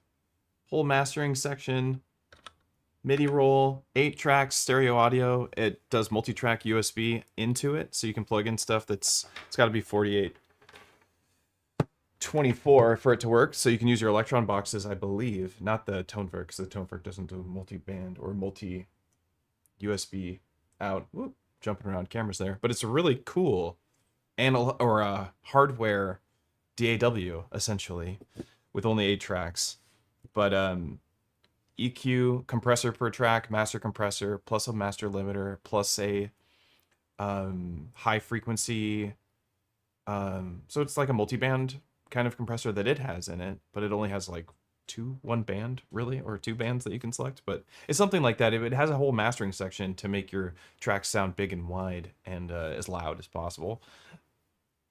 I definitely, and it has, for as far as the inputs goes, it has a 48 volt phantom power and an XLR input for your vocal mics, so you can plug your vocal mic directly into it and sing. It's got reverb and delay built into it, and I'm most inspired to use it with like guitars and stuff, and less with electronic music. But considering we mostly do hardware electronic music on this channel, or not mostly, pretty much 100%, I will probably show it off with like an Electron box of some sort and track some stuff onto it when I do. But it's very cool. I'm very excited about it. It looks like it's straight out of military base,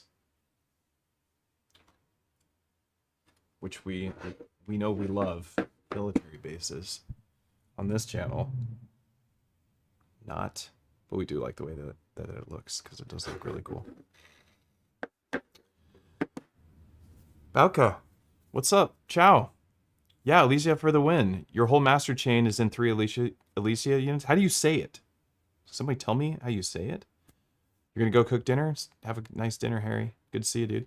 Xmax rules. Oh, you have it too? Gigi, you do mastering,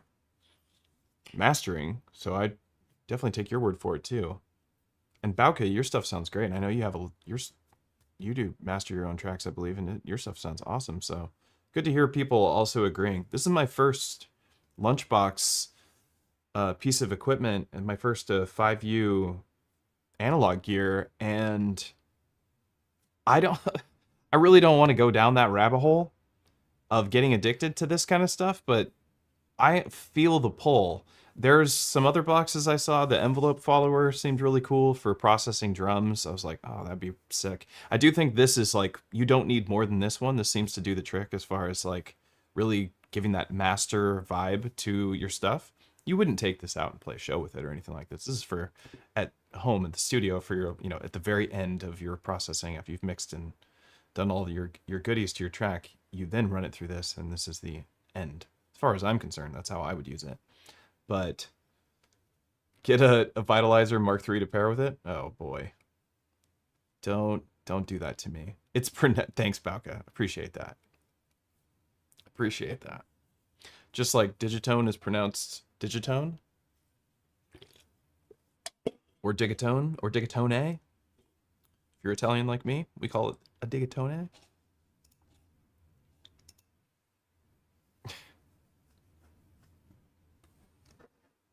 Back to our banger.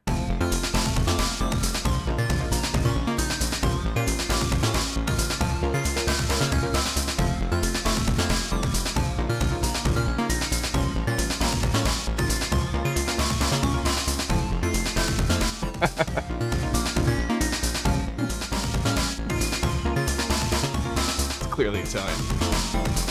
I know. Okay, let's duplicate this row and then maybe we get rid of, or no, we keep it, we clone it, and I erase these, and we do like some leads. So I'm like,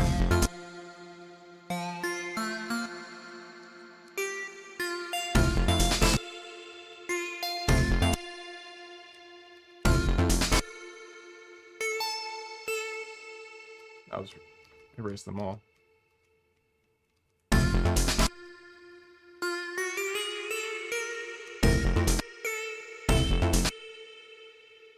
No, it's definitely not the right instrument. We're gonna get a new one. There's all those other ones I shouldn't have done. Ooh. Should we do some pulse width modulation, maybe?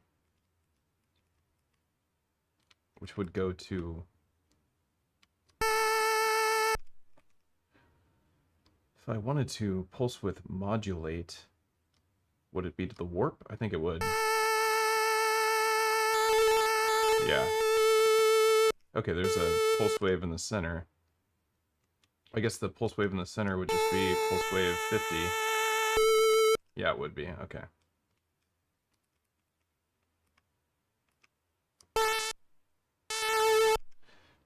You gotta love how if you modulate pulse wave too much, they just go silent.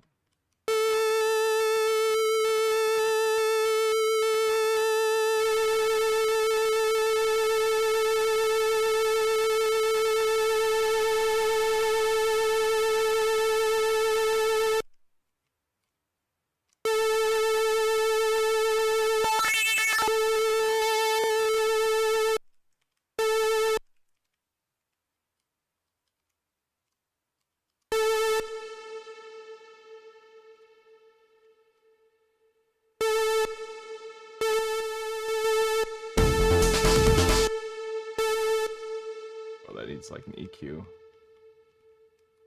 The low end on that is a bit much.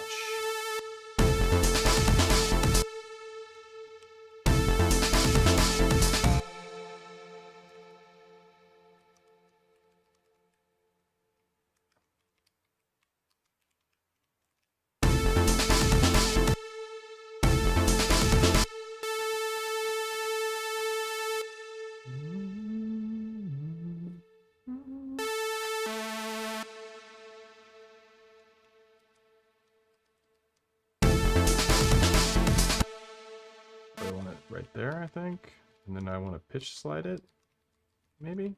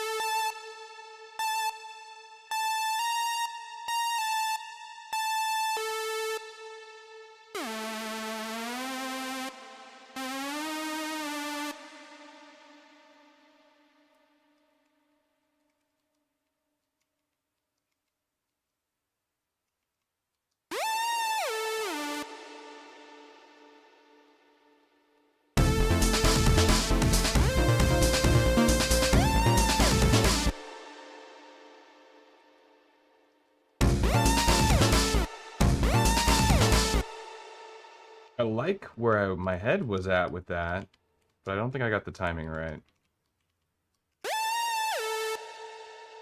I think that those are not supposed to be an eighth note apart. Let me see, should it still be on the 1 though?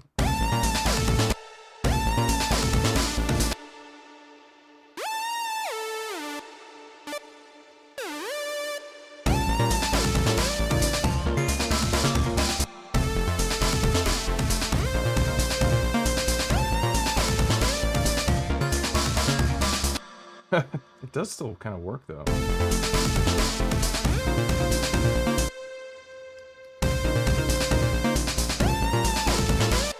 Should there be a note off there?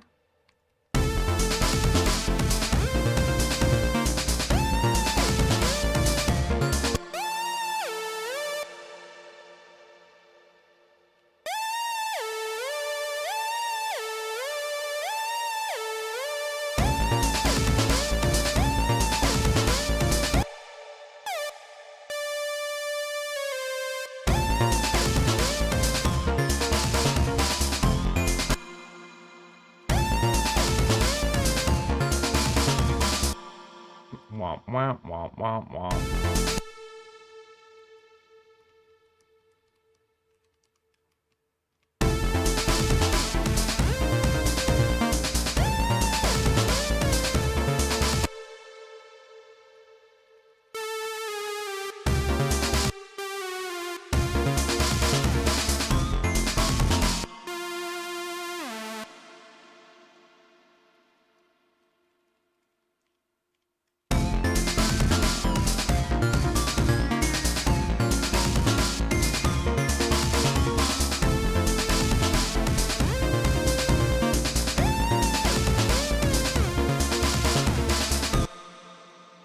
This is gonna go on for mini bars, but this timing is still not right.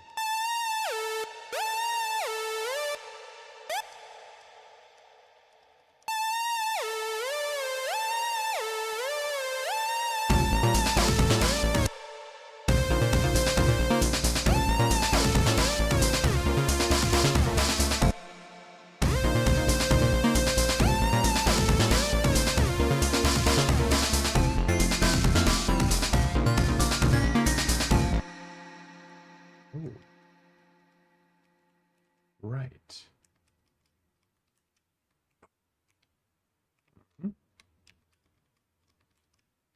We're switching over to 8 bars, folks.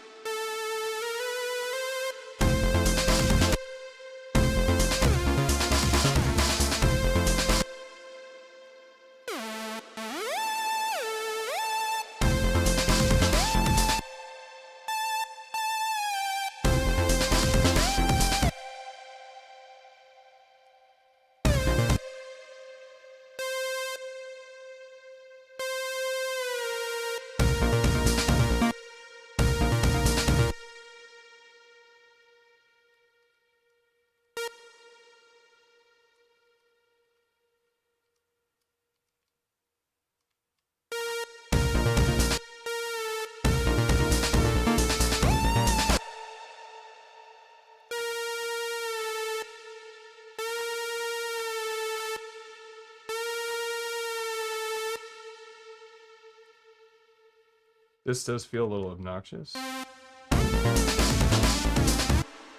Yeah, let's do that.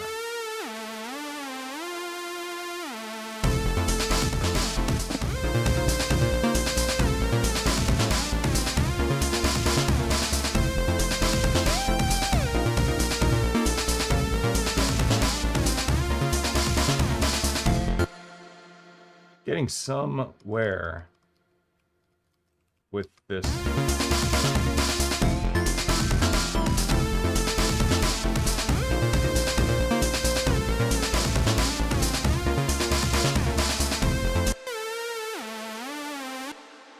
I think this needs to take longer to pitch slide.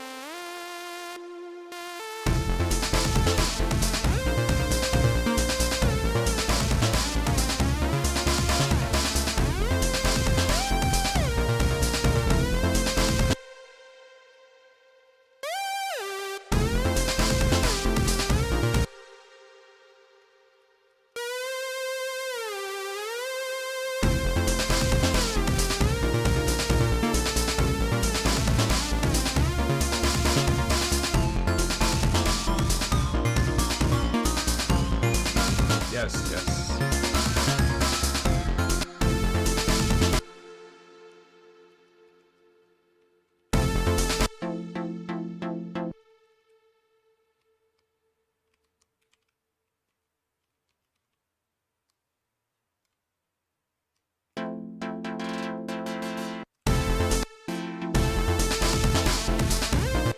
Like anywhere that has a kick on it, it's gonna get extra cut off.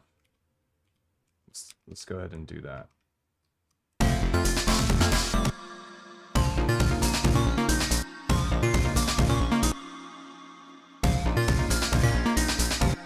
Yes.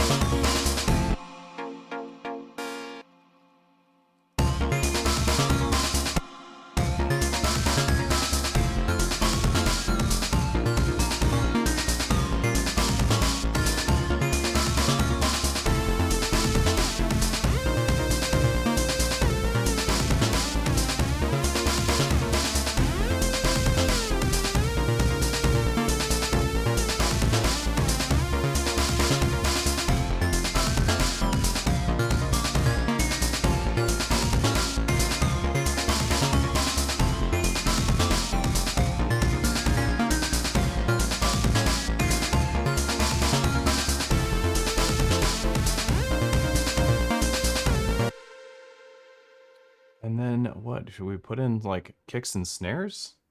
Like really fill it out?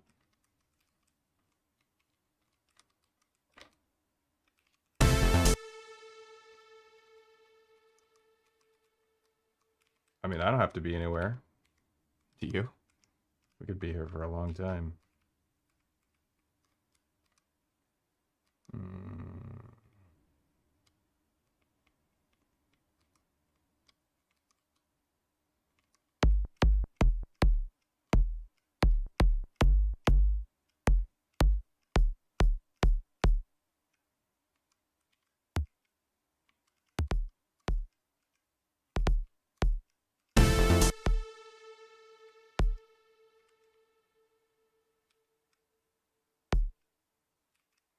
Suck? I wonder.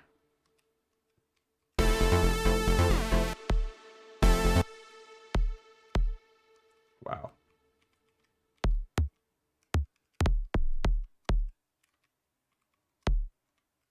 Is everything else just really loud?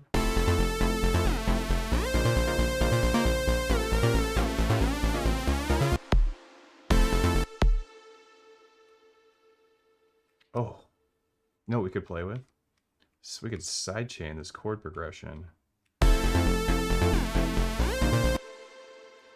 just do this for now.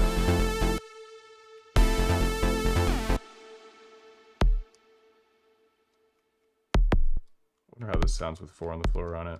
I don't like it.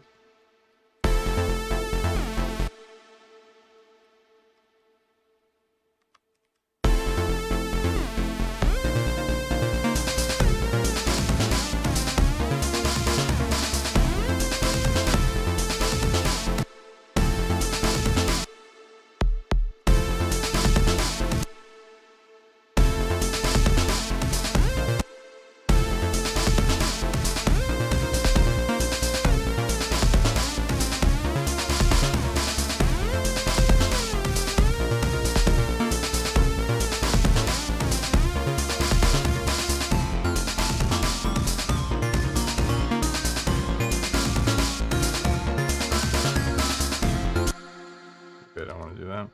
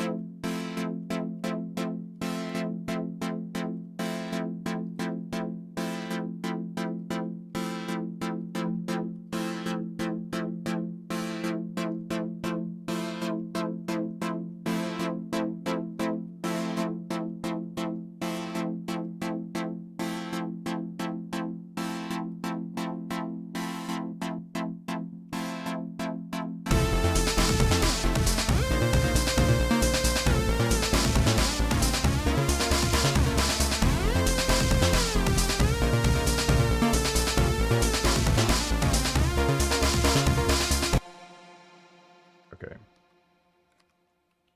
Here's an idea.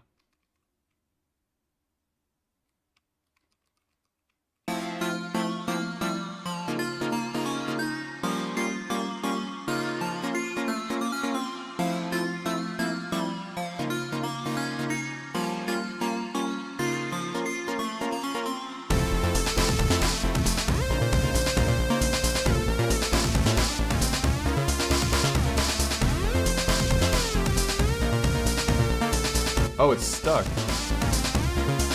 My bad.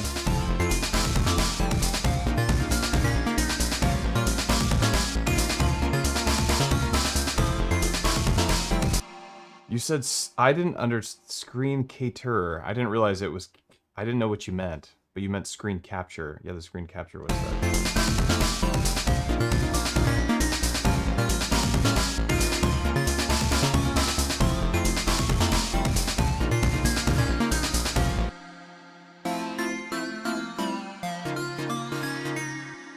Okay, let's go in here.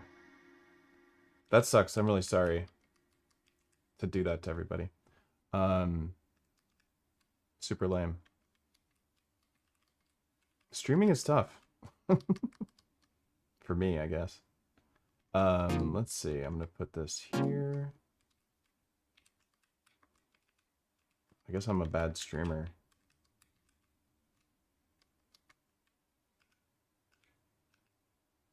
Wait, why can't I hear? Wait. What just happened? Oh, I muted it. Okay.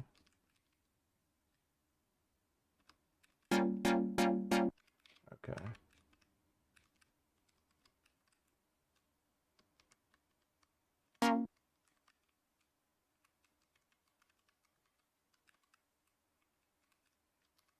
Get out of here.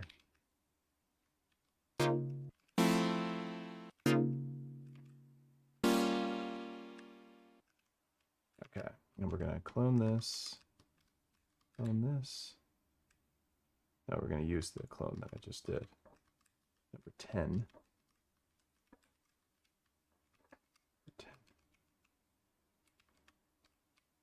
Get out of here.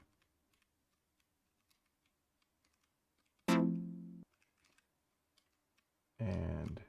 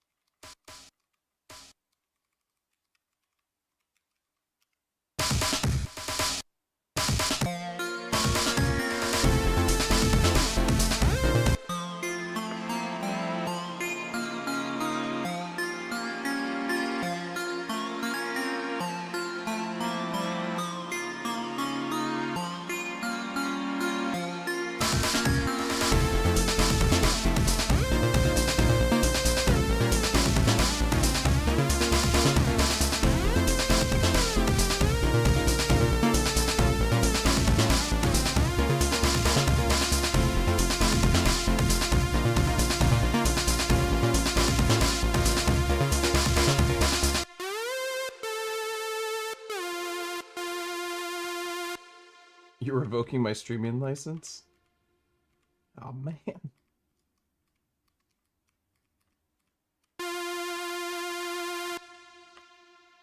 I'm putting this kill 06 here, clever little trick, that will end this note on the first tick of the next phrase. You could also put an off message on your 00, but I find this to be a little easier.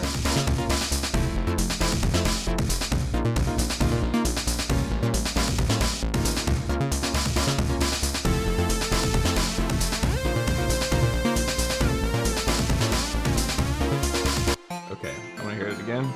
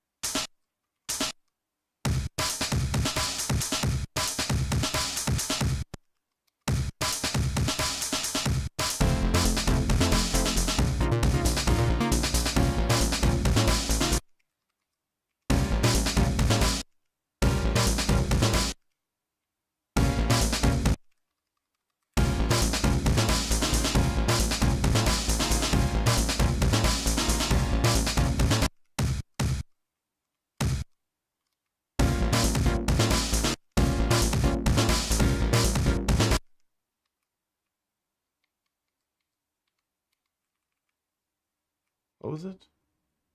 3/6?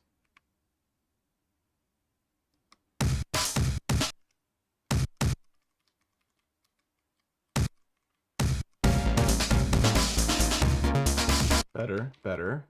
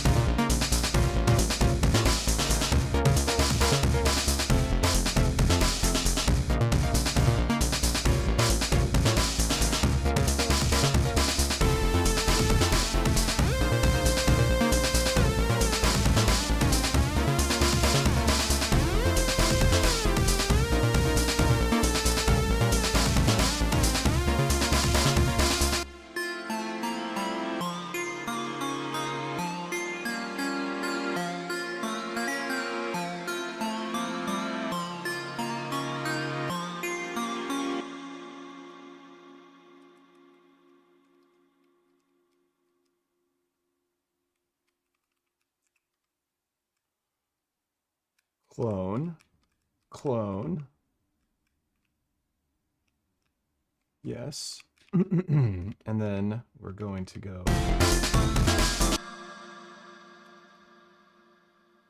0, 0.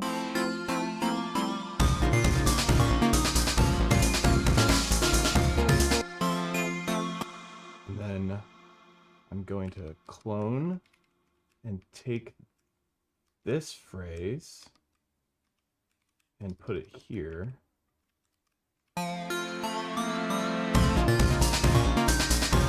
Okay.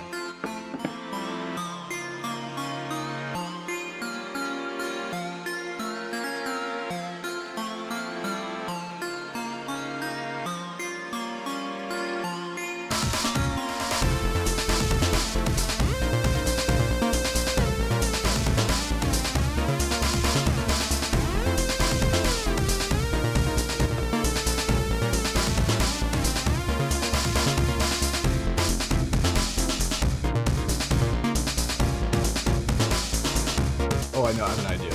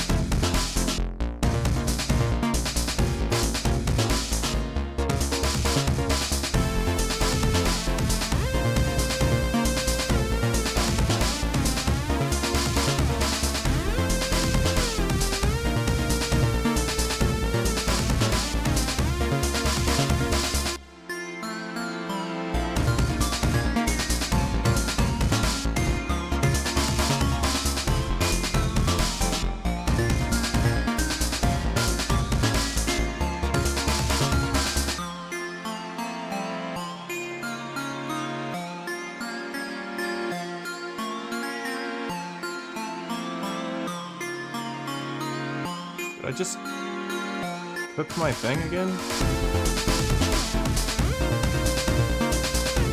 No, no.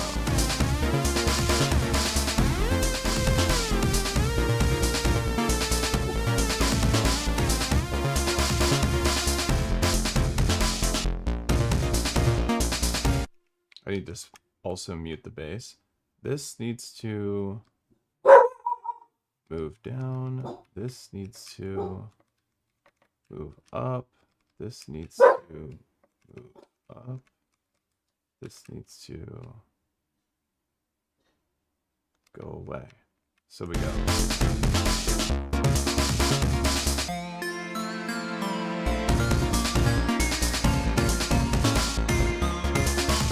Oh, that's absolutely cool.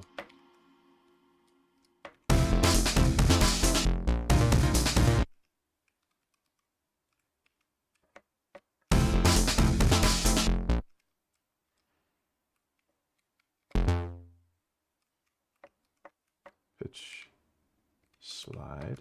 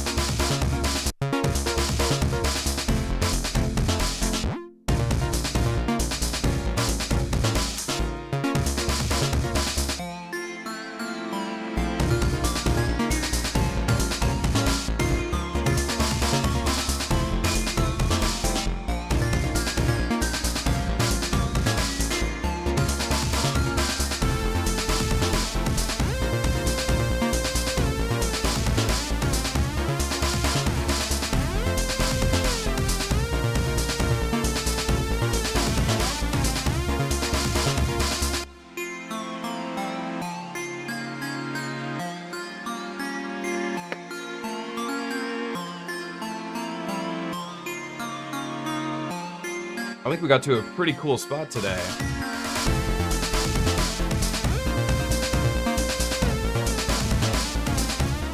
Let's turn on the master compressor.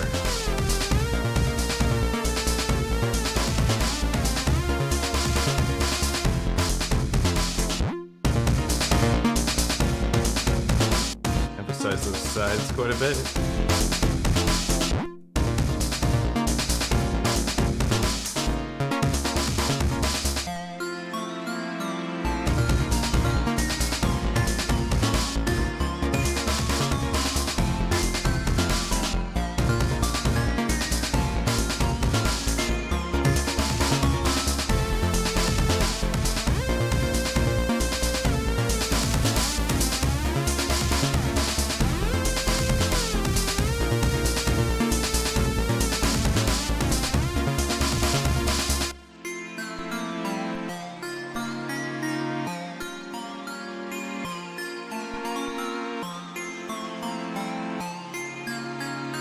I think my favorite part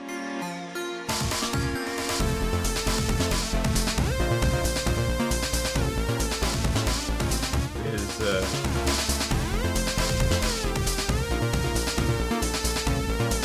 sides get too much attention.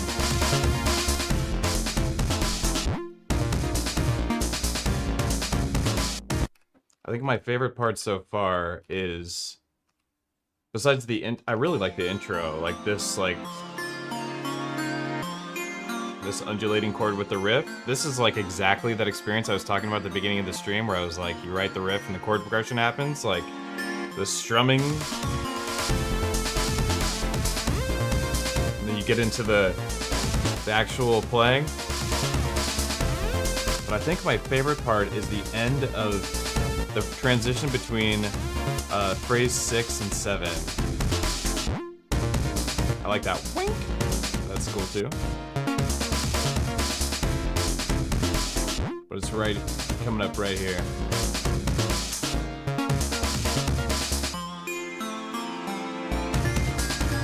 We need a crash. We need a crash cymbal right there. Like a reverse into a crash would be pretty cool. We could do it on 3.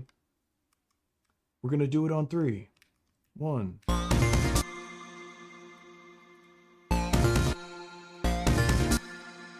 It's on step 3 that it starts hitting, right? Yeah.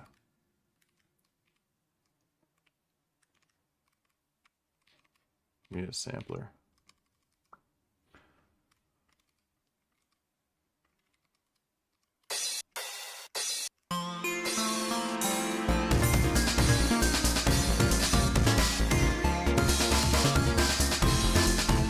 Actually, like,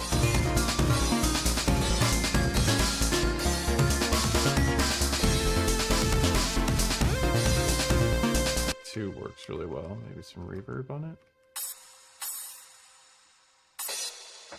Too much reverb.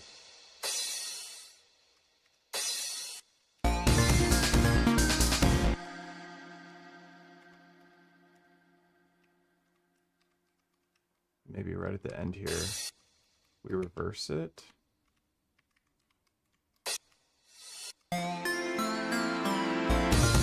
Oh, it's got to start like way up here.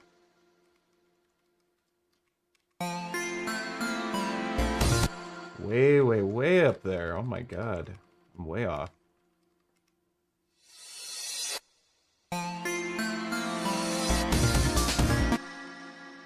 Not right there.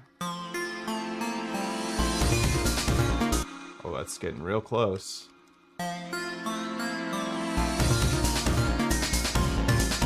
Yes.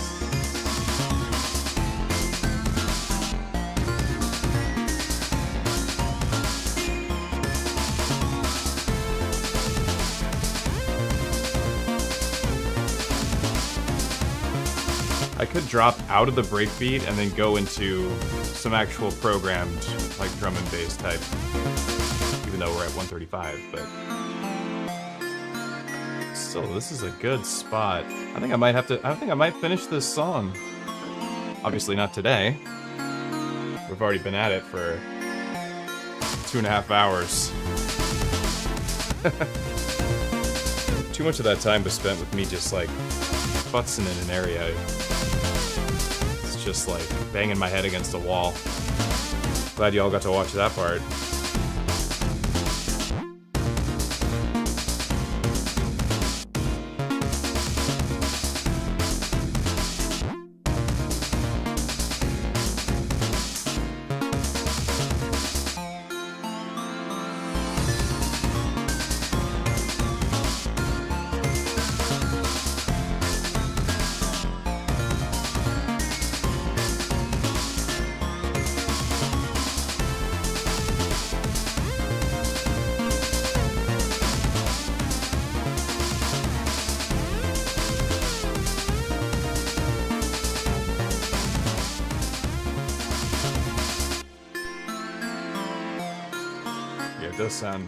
It does sound pretty cool. It'd be good to have some like vocals on it.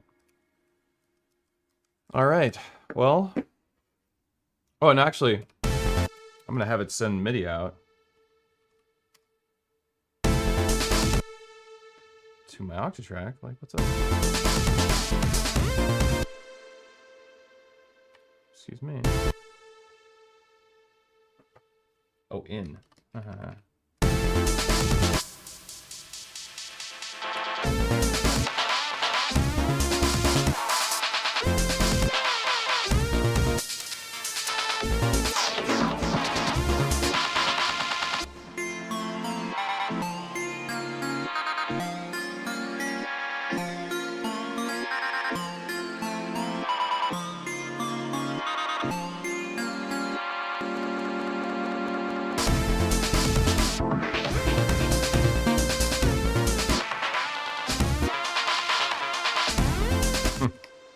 That's fun.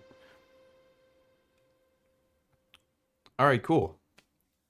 My name's Matthew, aka EZBOT. This has been a live stream on nostalgic songwriting with the M8 Tracker. Thank you, everybody, for hanging out with me. I really appreciate you sticking with me on this Tuesday afternoon for 2.5 hours. I wonder if there's any viability for people to do this. You know, like game streamers? They'll just stream playing video games for like 8 hours straight. Would people be bored of listening? Like, there's something about watching video games that people can just do forever. Will people lose their minds listening to somebody program music for 8 hours or 6 hours or whatever? Probably. I don't think there's enough.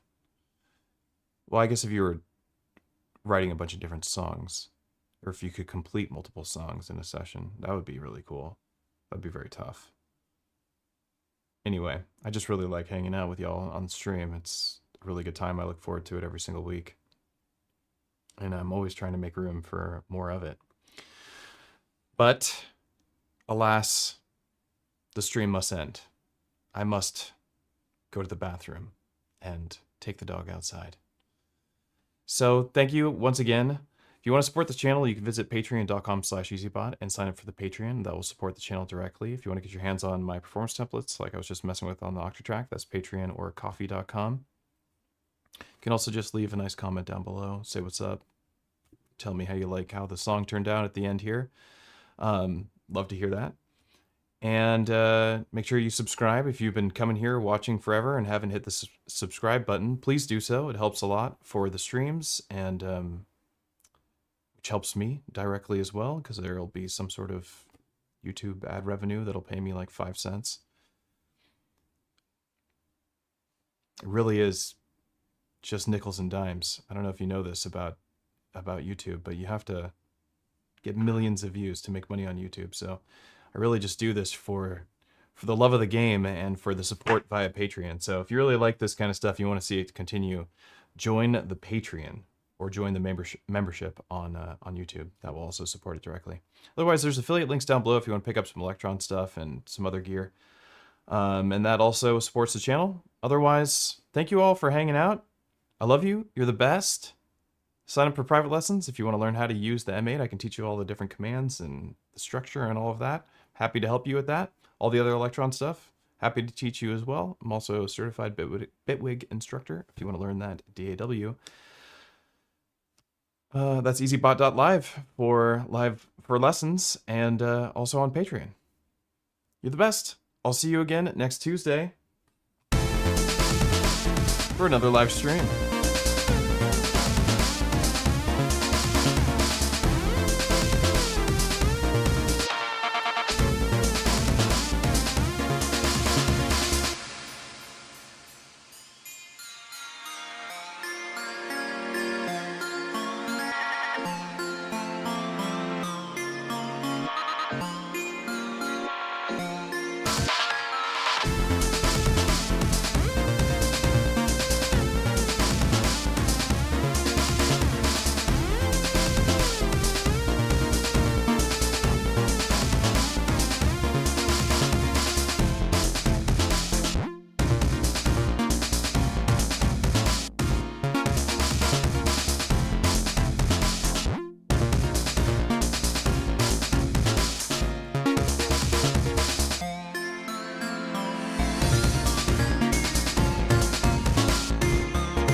That was a real opportunity for some hi-hats to like come in right there, right? I'll get to it. I'll share it again when it's done.